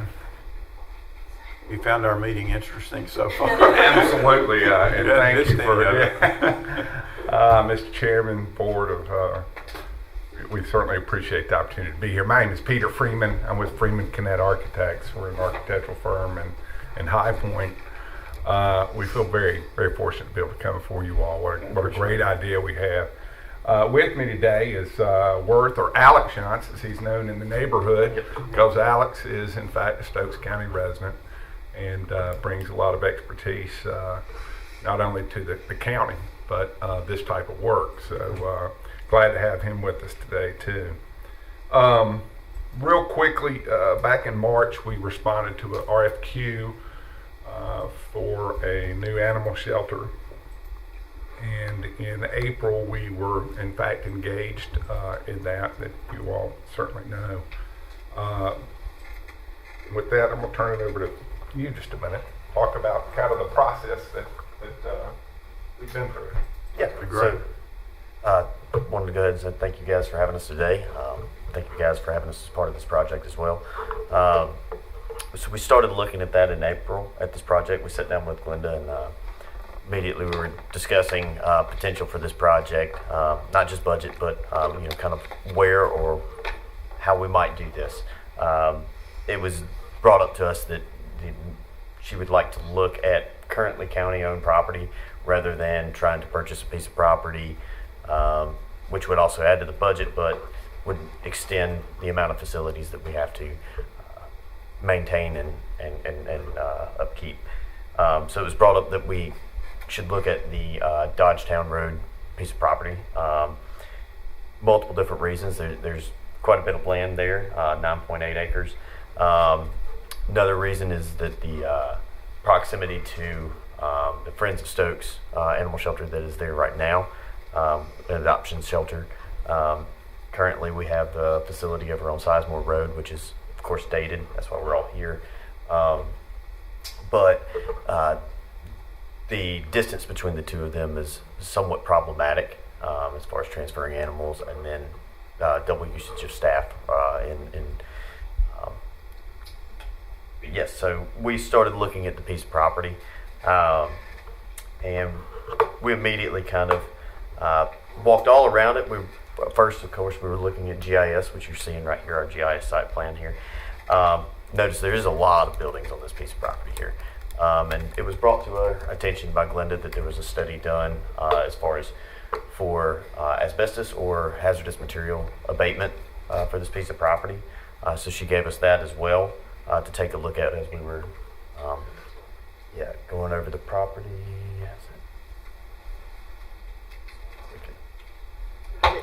Is it on? Let's try that. Oh, it's a PDF. Which way?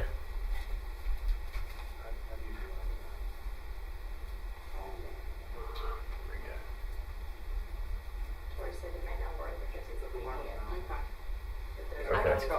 Yeah, you hit the next slide, please. We'll just say next slide. Yeah, next slide. Sorry. Can we go to the next? Please. Yes, please. Next slide, please. There we go. Yeah, let's see if it'll. Oh, now it's doing it. Okay, thank you.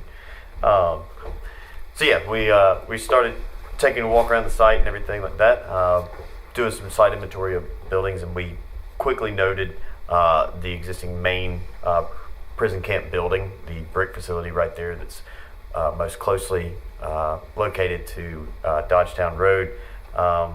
We noted a lot of architectural significance there. It is a non-combustible building that has really good bones inside of it. It's load-bearing masonry with a steel freespan truss system over top of it. Did not appear to be leaking except for in one location. Somebody's done some work keeping that building up. It's New roof and gutter system, so you all done a great job of keeping that in a way that it can be reused. Yeah, it's currently being used as storage. We looked at a lot of the other buildings there, the old commissary out back, as well as some of the other storage spaces out back there, and noted some disrepair there that may not be able to be overcome. And yeah, let's hit the next slide. So it really, basically at that point, we said, well, look, let's come back to you all and do a concept study. We don't know exactly what direction, but I think with just a little bit of homework, we'll be able to put together some ideas and really make some good decisions about whether we look at reusing a building or whether we take a look at scraping and starting over.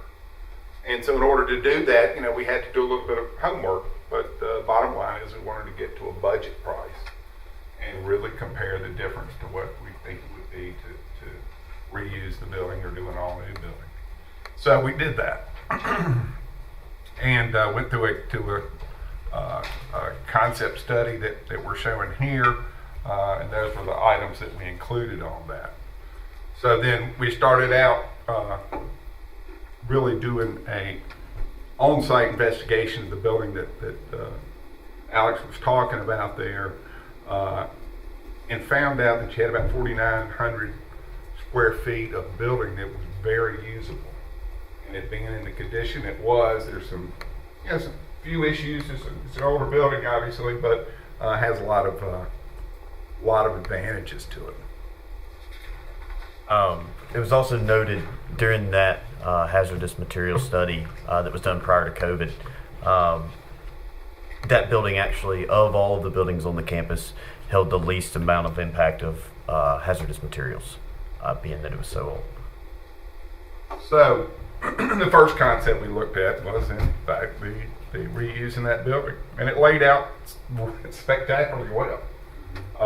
The front part being used predominantly for the administration, entry coming in right in where the entry always was to that building. We were able to begin to split the functions, administration functions from the animal proper, the cat areas, the dog areas, the medical and euthanasia functions. So it really began to lay out well. One of the other really nice things about it is it gave us kind of 2 points of entry, so we could have a sally port that allowed when you have a dog that needs or animal needs to be quarantined, can be brought in and safely taken out and all the situation as far as bringing the dog in or the animal in. So it laid out really, really well. What we did show in this concept A was adding additional area for the kennel space, which would be new construction. So the total area is about 6,800 square feet in this particular concept. In the second part of that,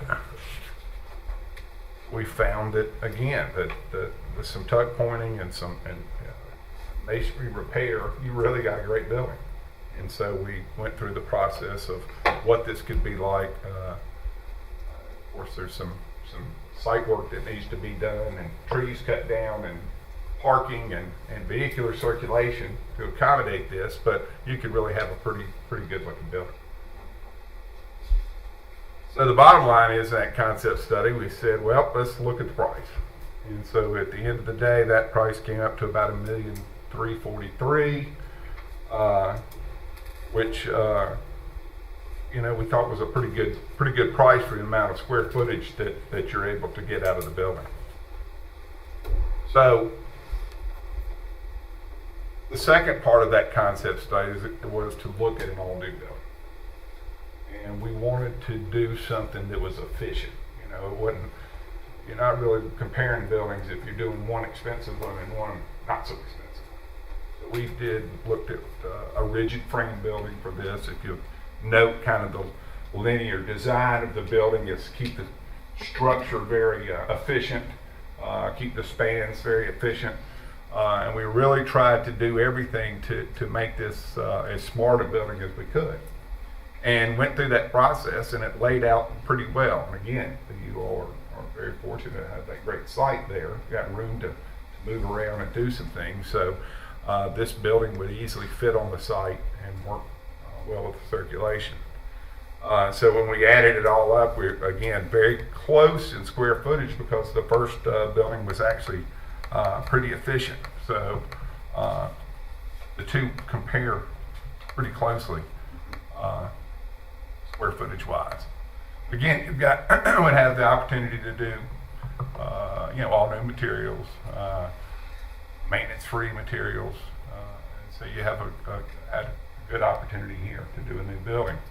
The bottom line is that when you went through that process, you had a more expensive building, and that to the tune of over $217,000. And so in our mind, we came back and said, well, yeah, it'd be great to have an all new building, but there's a whole lot of good to being able to renovate that existing building and the condition it's in, and the quality of the construction that it has. Both would be really maintenance free and serve the county for many years to come.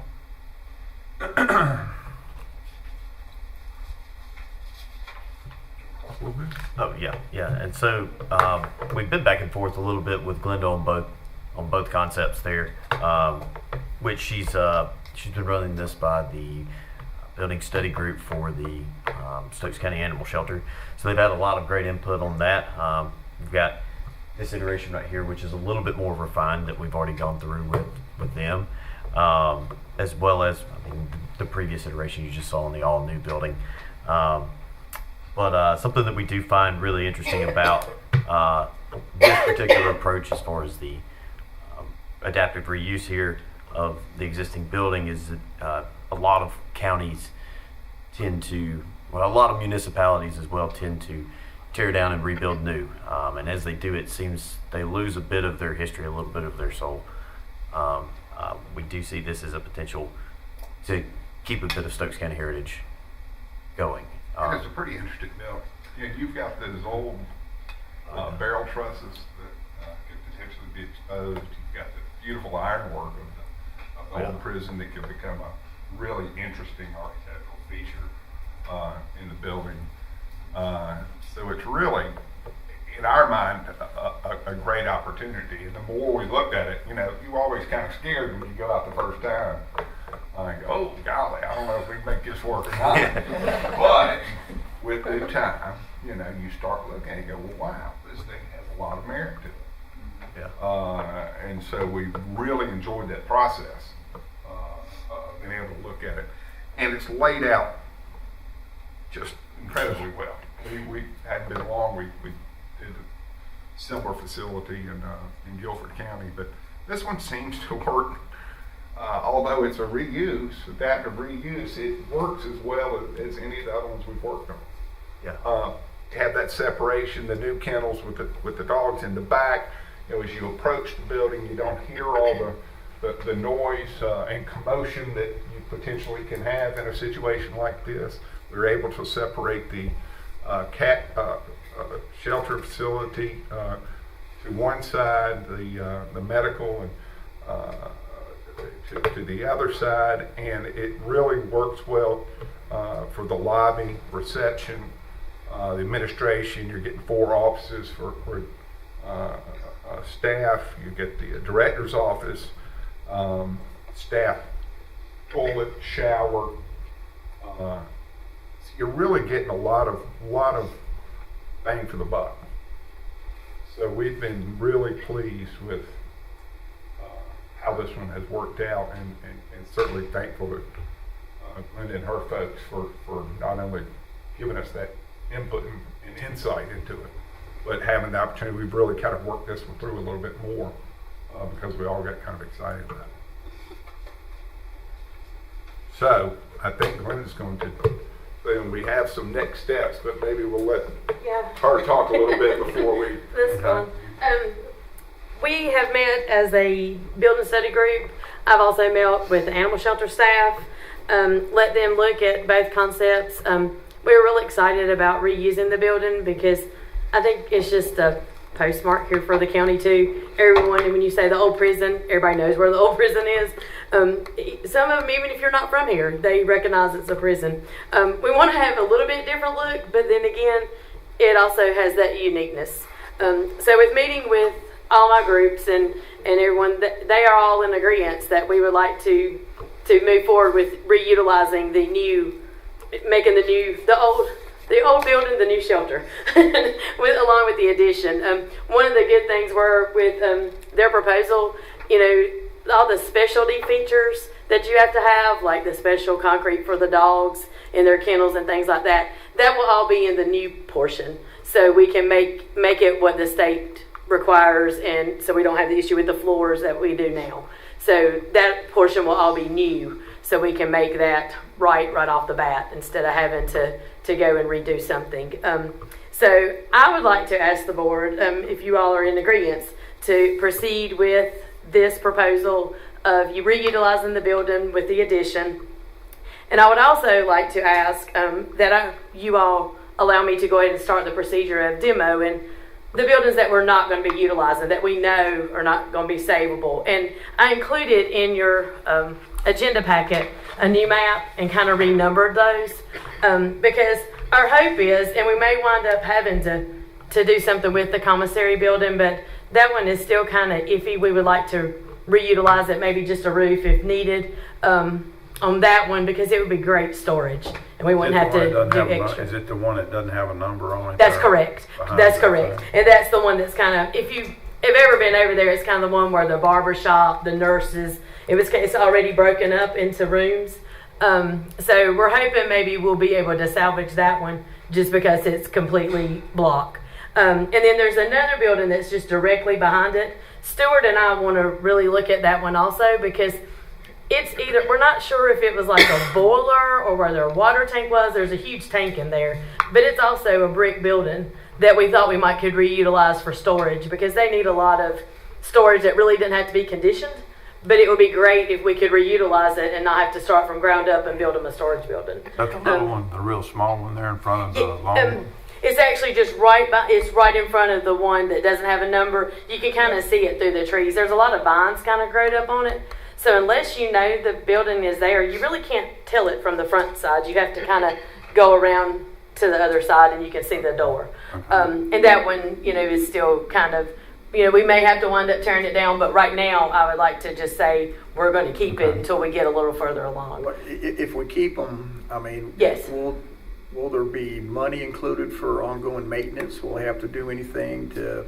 Basically, that's what we want to determine. If we just need roofs and painting, then you're looking at the lifespan of a roof.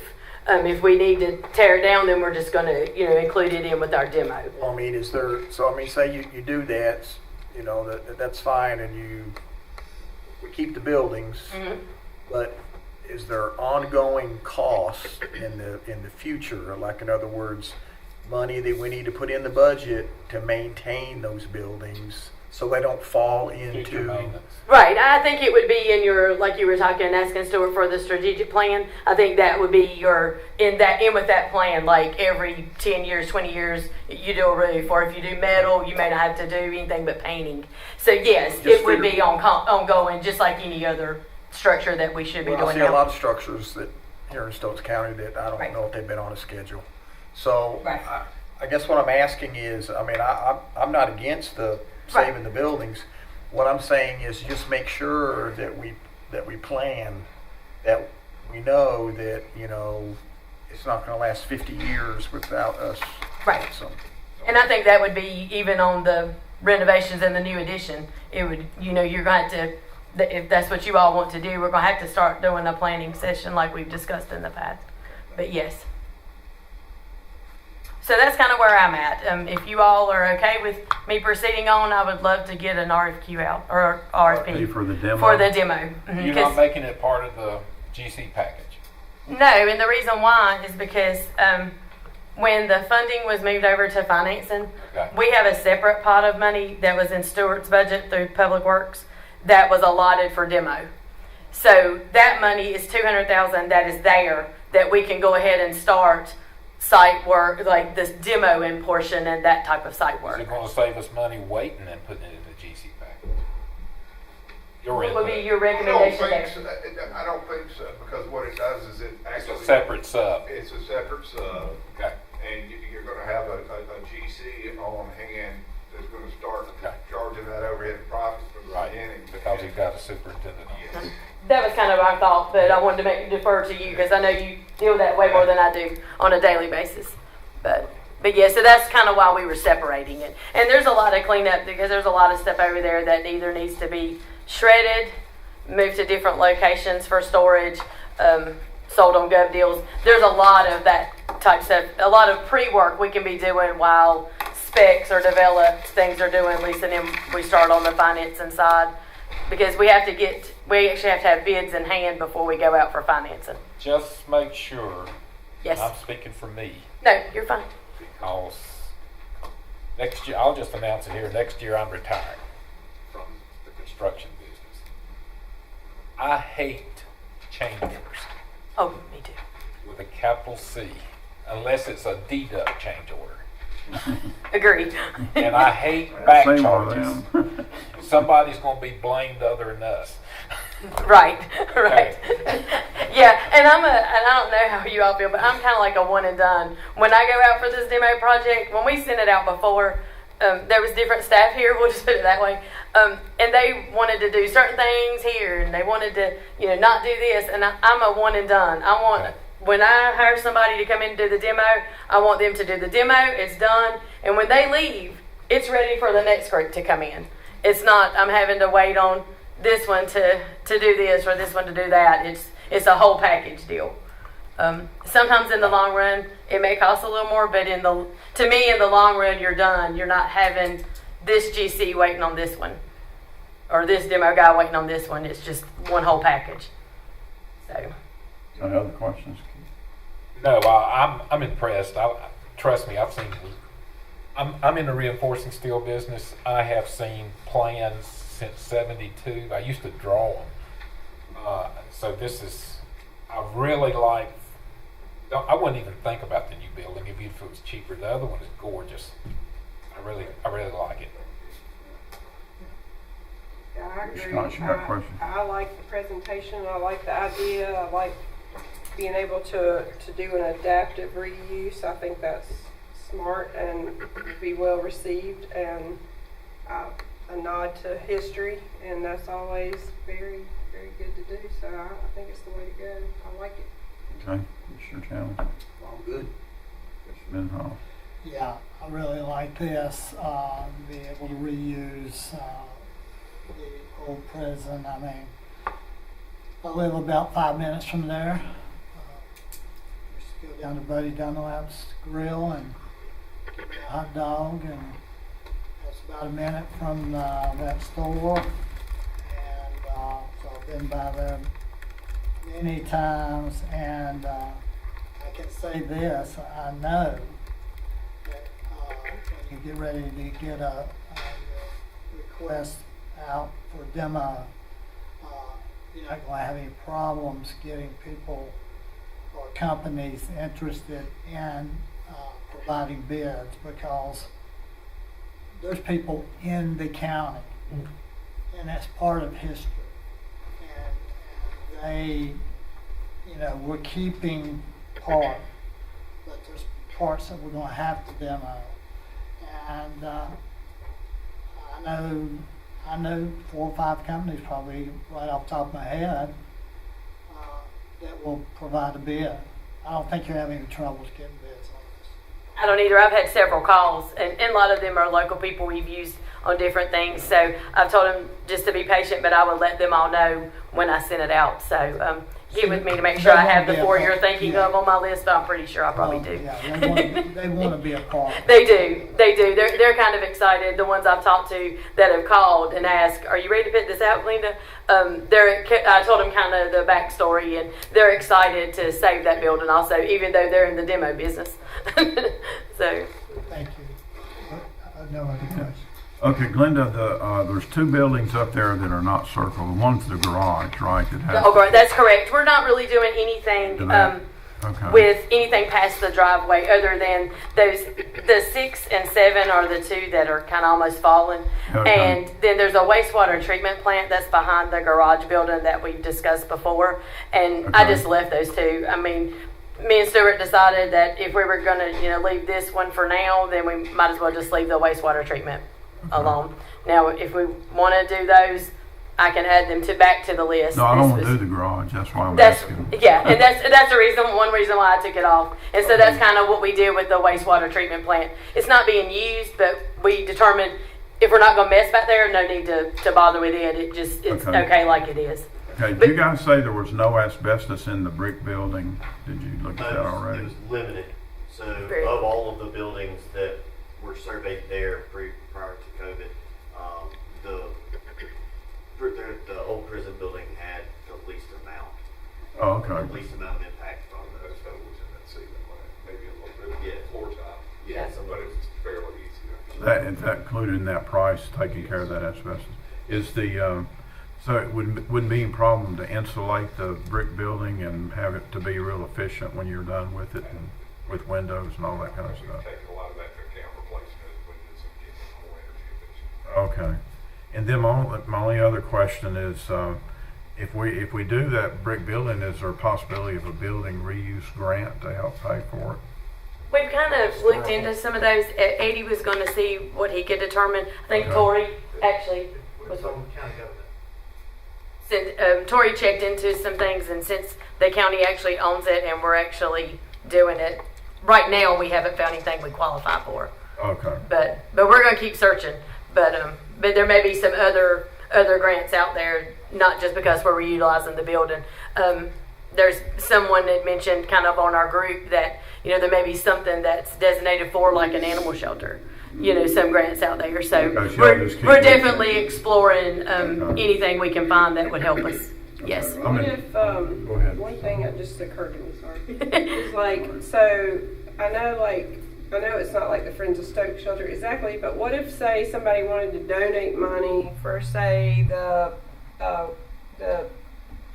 part where you can go take your animal to visit with it or whatever. The meet and greet fence or something. And it could be the so-and-so meet and greet room or something, and they wanted to give like $5,000 or something. I mean, is that possible? I think there is some options there. I think the key to that, I'll have to contact like the school of government, maybe contact Ty's office and see, do we put something out there so everyone has the opportunity? Somebody wants to sponsor. But we do take donations now. That's kind of how we have the fence that's over at the shelter now. Right.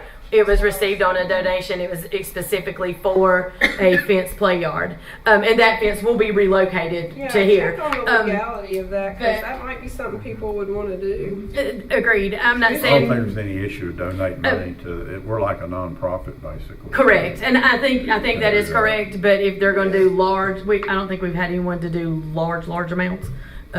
I hope for large amounts. So I want to make sure if they do want to, we know the answer up front. Just something to consider. Yeah, yes, agreed. Because I think we can put like a link, like kind of like they do for donations now. We may just have to talk with Lisa and put it in like a separate, like this is for the building fund or sponsor a kennel for $1,000. Yeah.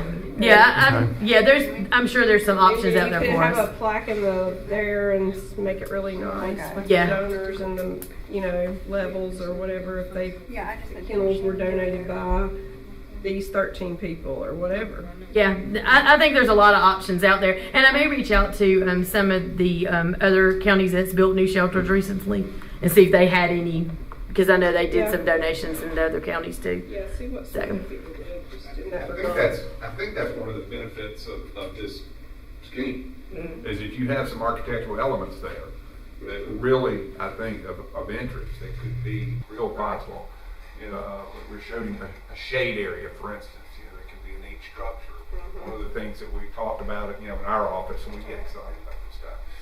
But one of the things is, you've got that tower out there, and having a mural or something that begins to show what that is. There's some naming opportunities that could create some real funding and donorship possibilities.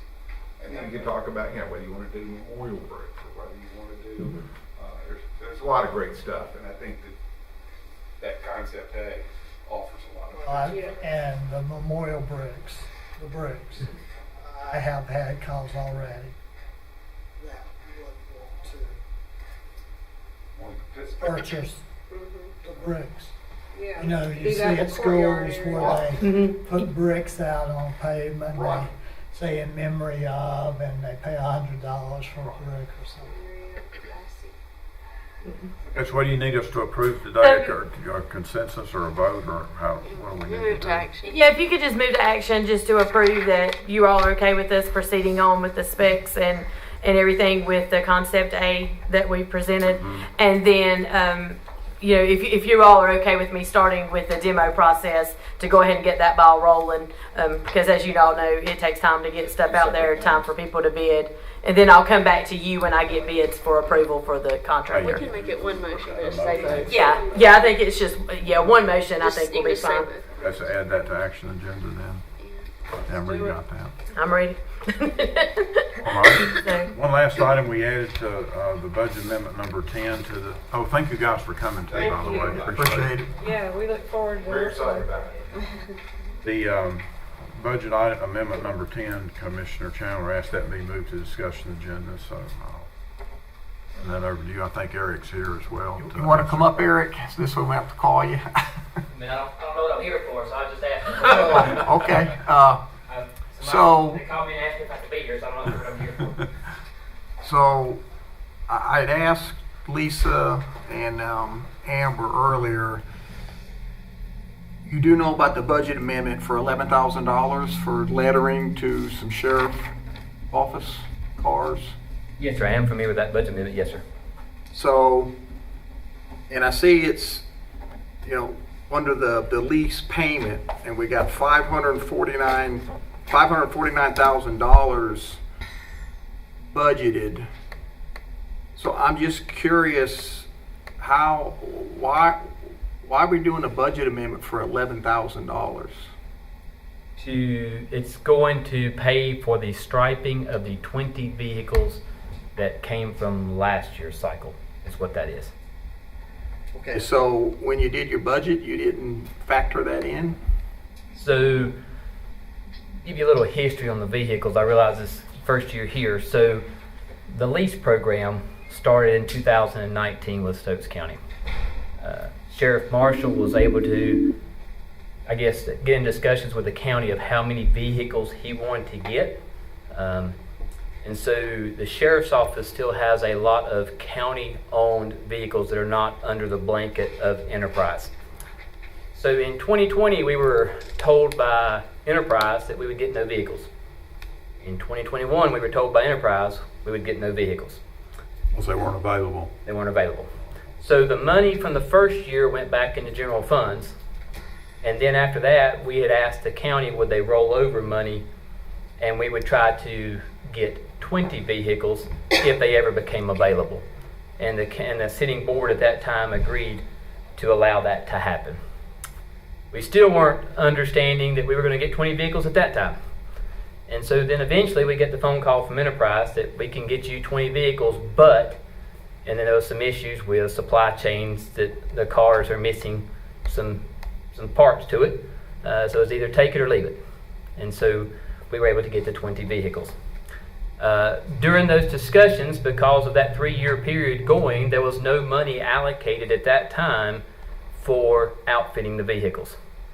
So in discussions with Shannon Schaefer at that time and with Glenda, because of the time frame that the vehicles were budgeted and when they came in, there was some lap money there where the lease payment did not have to be made. And so we were able to move money to cover the bar lights and the push bumpers and all that sort of stuff then, and in order to get things, equipped on the vehicles. But during those discussions, there was no discussion at that time about striping of the vehicles, and it was not caught until we are currently still trying to get those 20 vehicles. I think we're shy with 3. I think is what we forward still to pick up. That we have not even acquired just yet on the county's dime. That lease payment will take effect whenever we claim the vehicle. So we're just about to get the last 4, even that 20. But at that time, it was just an oversight that money was not allocated for the striping, as we've kind of gone through this transition of trying to get these 20 vehicles into circulation for 3 years now. So are you that confident that, I mean, we're only 2 months, not even 2 months into our current fiscal year. Are you that confident that that you're going to spend that whole $549,000? We really don't know what we're going to spend just yet. So this year, the county manager and Glenda, and those conversations we had with them, were able to put 10 vehicles for this year in the cycle in this enterprise program. They're hoping this is the first year we can cycle some existing lease program cars out to bring some new lease cars in, but there's still some county-owned vehicles that are out there as we're still trying to cycle some of those out. So in the budget this year, that process would have encompassed July 1 to June 30th for even these 10 vehicles that are coming, but also Glenda, in all her negotiation and powerful skills that she has, was able to work with Enterprise to where they didn't charge us for the lease payment on these 20 until they were actually sitting on our dirt. So even getting them to the installer to put the lights on and all the equipment, we still weren't charged for the lease payment until the person that's installing the equipment calls us and says, you need to come and get it. When we go get the vehicle, then she notifies Enterprise that the car's been picked up, and at that point the lease payment starts. So she's been able to, I guess you'd say, hold off on that payment even for that until we pick up those vehicles. So in this budget cycle, I think that the amount of money is always, what vehicle are you getting is the $1 million question right now. So I think what was put in the budget was the same thing that we are currently paying for the patrol vehicles now. But we have been recently informed that Ford is not going to approve an order this year for local government. So that's already told us that the vehicles we've got now, we're back to 2 years to 3 years before we're going to see a patrol vehicle, unless we start trying to explore other options, which in turn can affect the garage when it comes to working on whether it's going to be a Dodge or something along that line, to even see if they're available. So anyway, this year the 10 that we're looking at is going to be maybe some of the administrative type of vehicles, and so even the payment that was allocated may not be as much. So there may be still a cost savings in that. So even when we take those vehicles, then that's when that payment will start under this enterprise program. So we're even looking at from July 1 till those vehicles are settled and sitting on the dirt in Stokes County. So in theory, I think in that lease payment, what you're going to see is probably close to $75,000 to $100,000 come back to the county. So why are we asking for $11,000 when, why don't we ride this out and see how that $549,000? So as a courtesy, the sheriff works with the budget process. You know, as an elected official, once the money's allocated to him, he can spend it however he feels as an elected official. But we realize to make Lisa's life a whole lot simpler and Tracy's life a whole lot simpler, we work the budget process. So as a courtesy, the county has set up line items of how they want things paid. Departmental supplies to maintenance and repair of auto to things like that, your gas line items and stuff like that. So that is being moved to a line item that would be appropriate under the county's guidelines of how that is paid. It's coming out of that lease program and moved to, I think the budget amendment, if I remember correctly, is maintenance and repair of equipment? Auto. Okay, that's where it's being moved to. So when they get audited, it's not coming out of this, what's called the lease program that the county has created as a budget line item. It's being moved into a line item that seems more appropriate for the maintenance of the vehicles and getting them striped.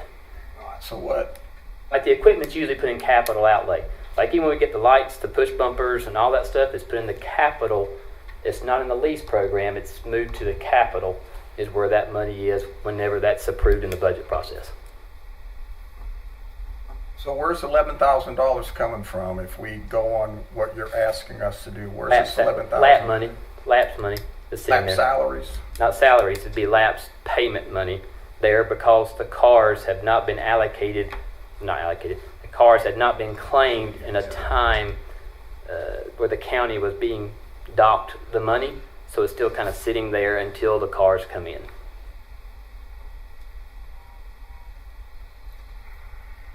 So basically, let me see if I can. So basically, the budgeted item for lease payments is for lease payments only. That's the only thing you can pay for it through the audit. You can only pay the lease. So when we budgeted for the 20 cars, they're like $874 or some odd number there a month. We haven't received all 20, so we have got a little extra there that we were going to pull from lease payments and move it over here to M&R Auto to be able to strike the cars and not have to take it from contingency. Because we got to come up with $11,000 from somewhere. It just keeps it internally in the budget, so it Yeah. keeps us from having to go back to general funds. So, I mean, I can say the sheriff, including Mike Marshall and us, I mean, we work very hard to stay in the budget.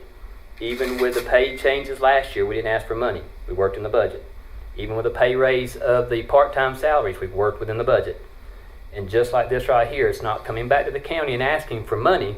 It's not pulling it from general funds. It's finding the availability of funds internally in the budget.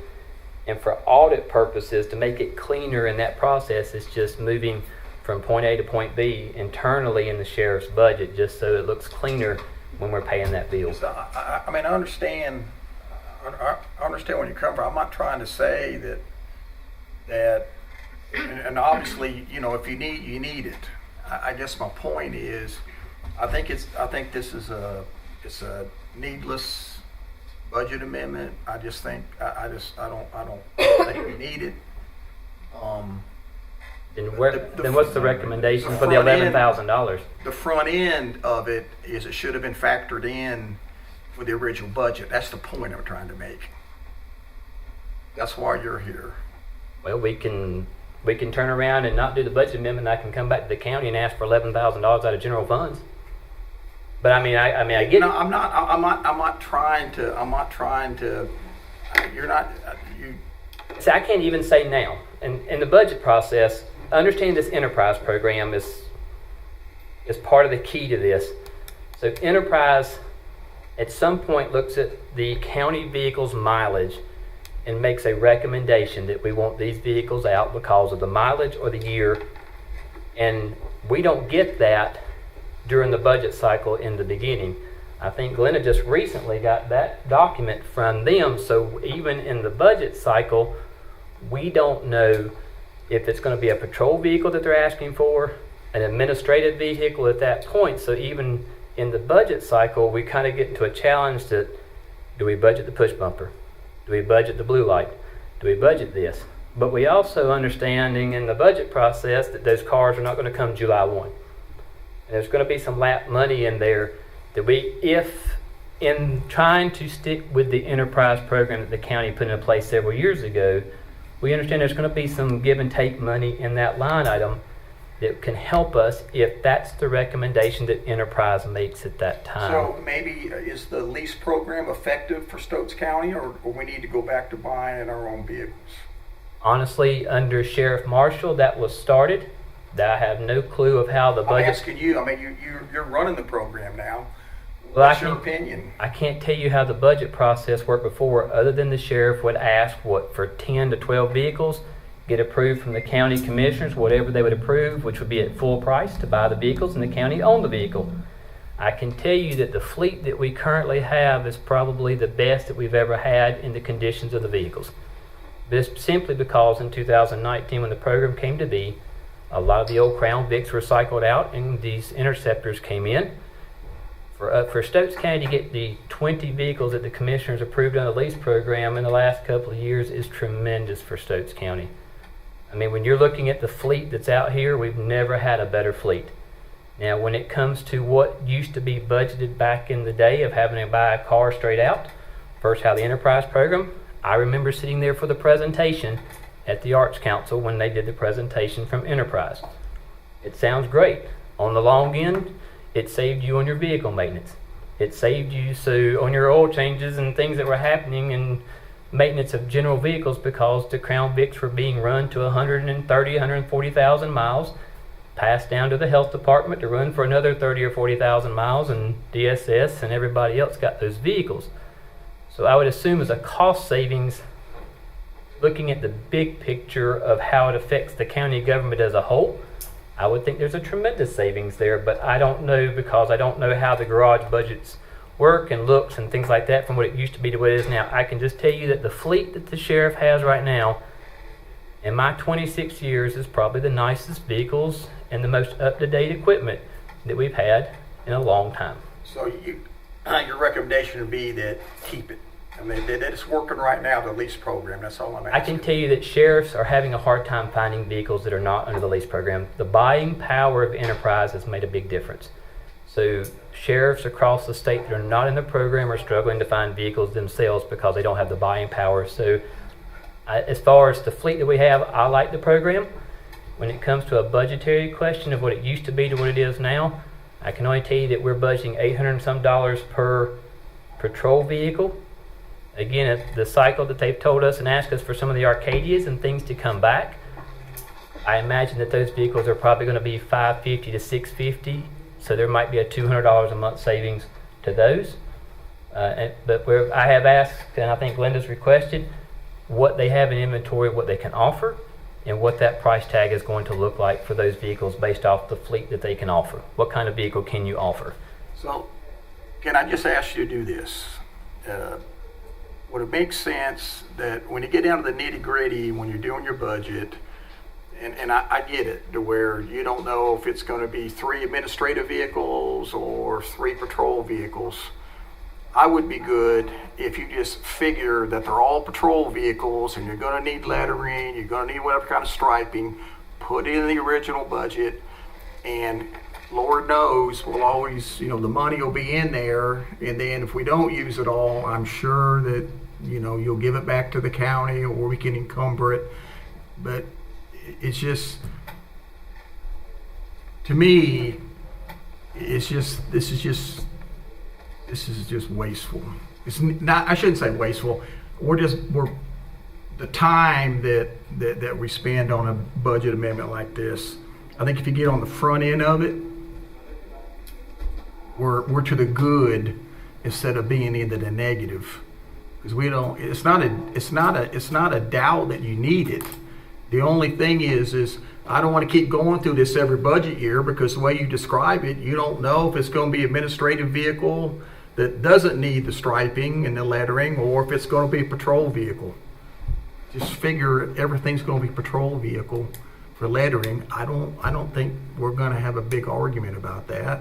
And I imagine then if that's going to be the decision of the 5-panel board here is that statement, then you might as well put on your radar that you guys agreed to 10 vehicles to the sheriff, and depending on what this lease program recommends and what vehicles are going to come out, we may be standing here again going, okay, they've recommended 4 patrol vehicles to come out. Now we're going to do a budget amendment to take lapsed money to pay for a new blue light and a new push bar and things like that to go on that at that particular point. Just simply because, like I said, Glenda did a heck of a job for you guys negotiating, not having to make an $800 some payment per month for those vehicles until they were sitting on our dirt. That probably saved the county probably close to $75,000 when you talk about 20 vehicles at $800 times about 6 months. Well, if we're going to, maybe another setting, we'll talk about some other things about how great of a job everything is. But all I'm asking, and so if you need light bars, if you need a radio, in other words, and if you can't take a light bar from the vehicle you just got rid of, because if it's inoperable, then that's fine. But I don't know. I mean, a lot of departments, what we used to do is light bar comes off the old vehicle and goes on the new vehicle. It would have worked if you didn't go from an Interceptor to an SUV. Totally different light bars. The width of the light bar was not sufficient to go across the vehicle of the SUV. We tried it. You have to jerry rig it. You have to extend it. And you have to do all sorts of stuff. And that's fine. And that should have been factored in on the lease program, right? Not if you don't know which cars you're getting. Well, that's just what I'm saying. Because of the lease program, they don't know which cars at this point. But my response to you, Mr. Chandler, and I'll be done answering questions at this point, is... Pardon me, I didn't hear that last part. I said I'm going to leave at this point, but my answer to you would be absolutely, I understand where you're coming from in the budget process. You can stop now. You can stop now. You can leave now. And I'll make sure I put that in. No, you can leave now.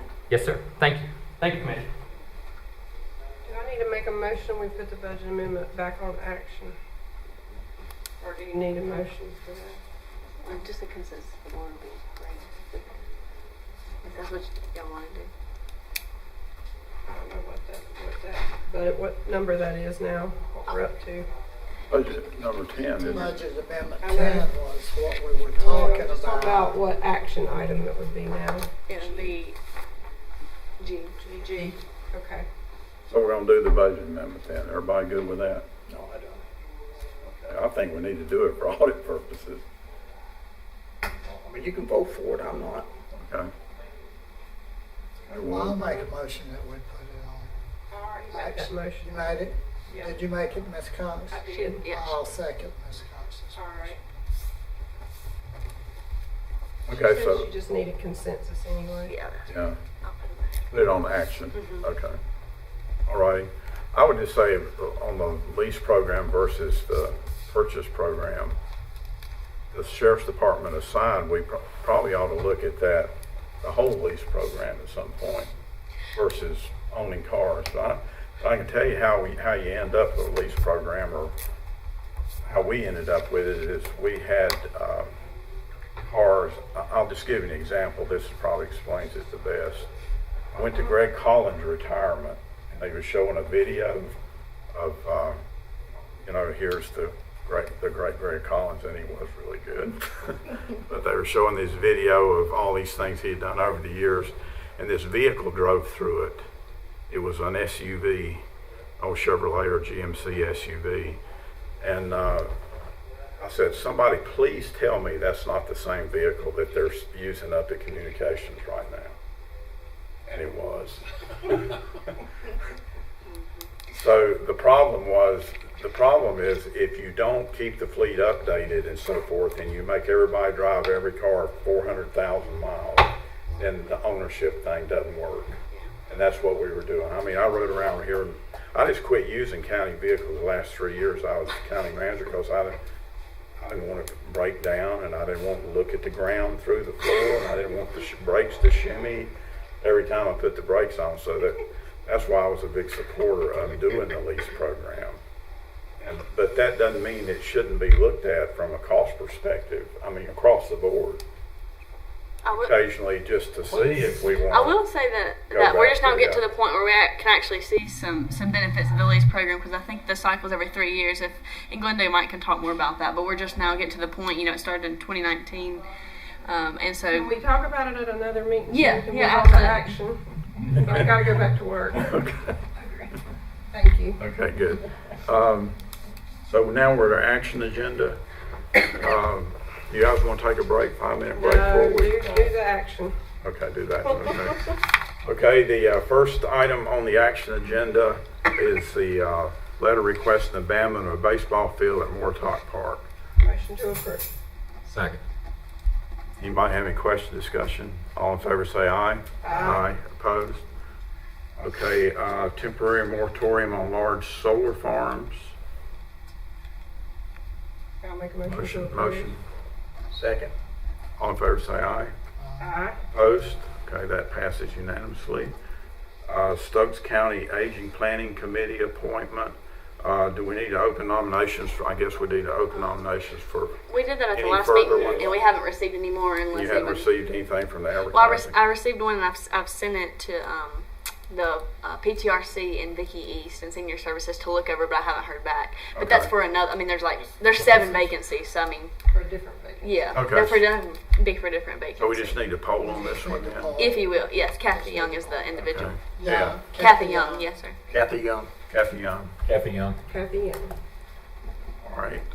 And What else did we add to action? item D is the taxpayer request for vehicle refund that Richard moved to Yeah, action. okay. Motion to approve. Motion. Second. All in favor say aye. Aye. Opposed? Okay, that approves. And then the budget amendment. Well, the Westfield Volunteer Fire Department, the funding use, the way they were going to spend their funding. Oh, is yeah, the next yeah, one. we put that on. Motion to approve. Second. All in favor say aye. Opposed? Okay, and then Now budget amendment. no, the concept A, design of the animal shelter and demo of the prison camp property. Okay, somebody will make a motion, state what Motion we're doing approved. there. We need to state that one probably, state what we're doing. Motion to accept the concept. Concept A, design, And And do demo.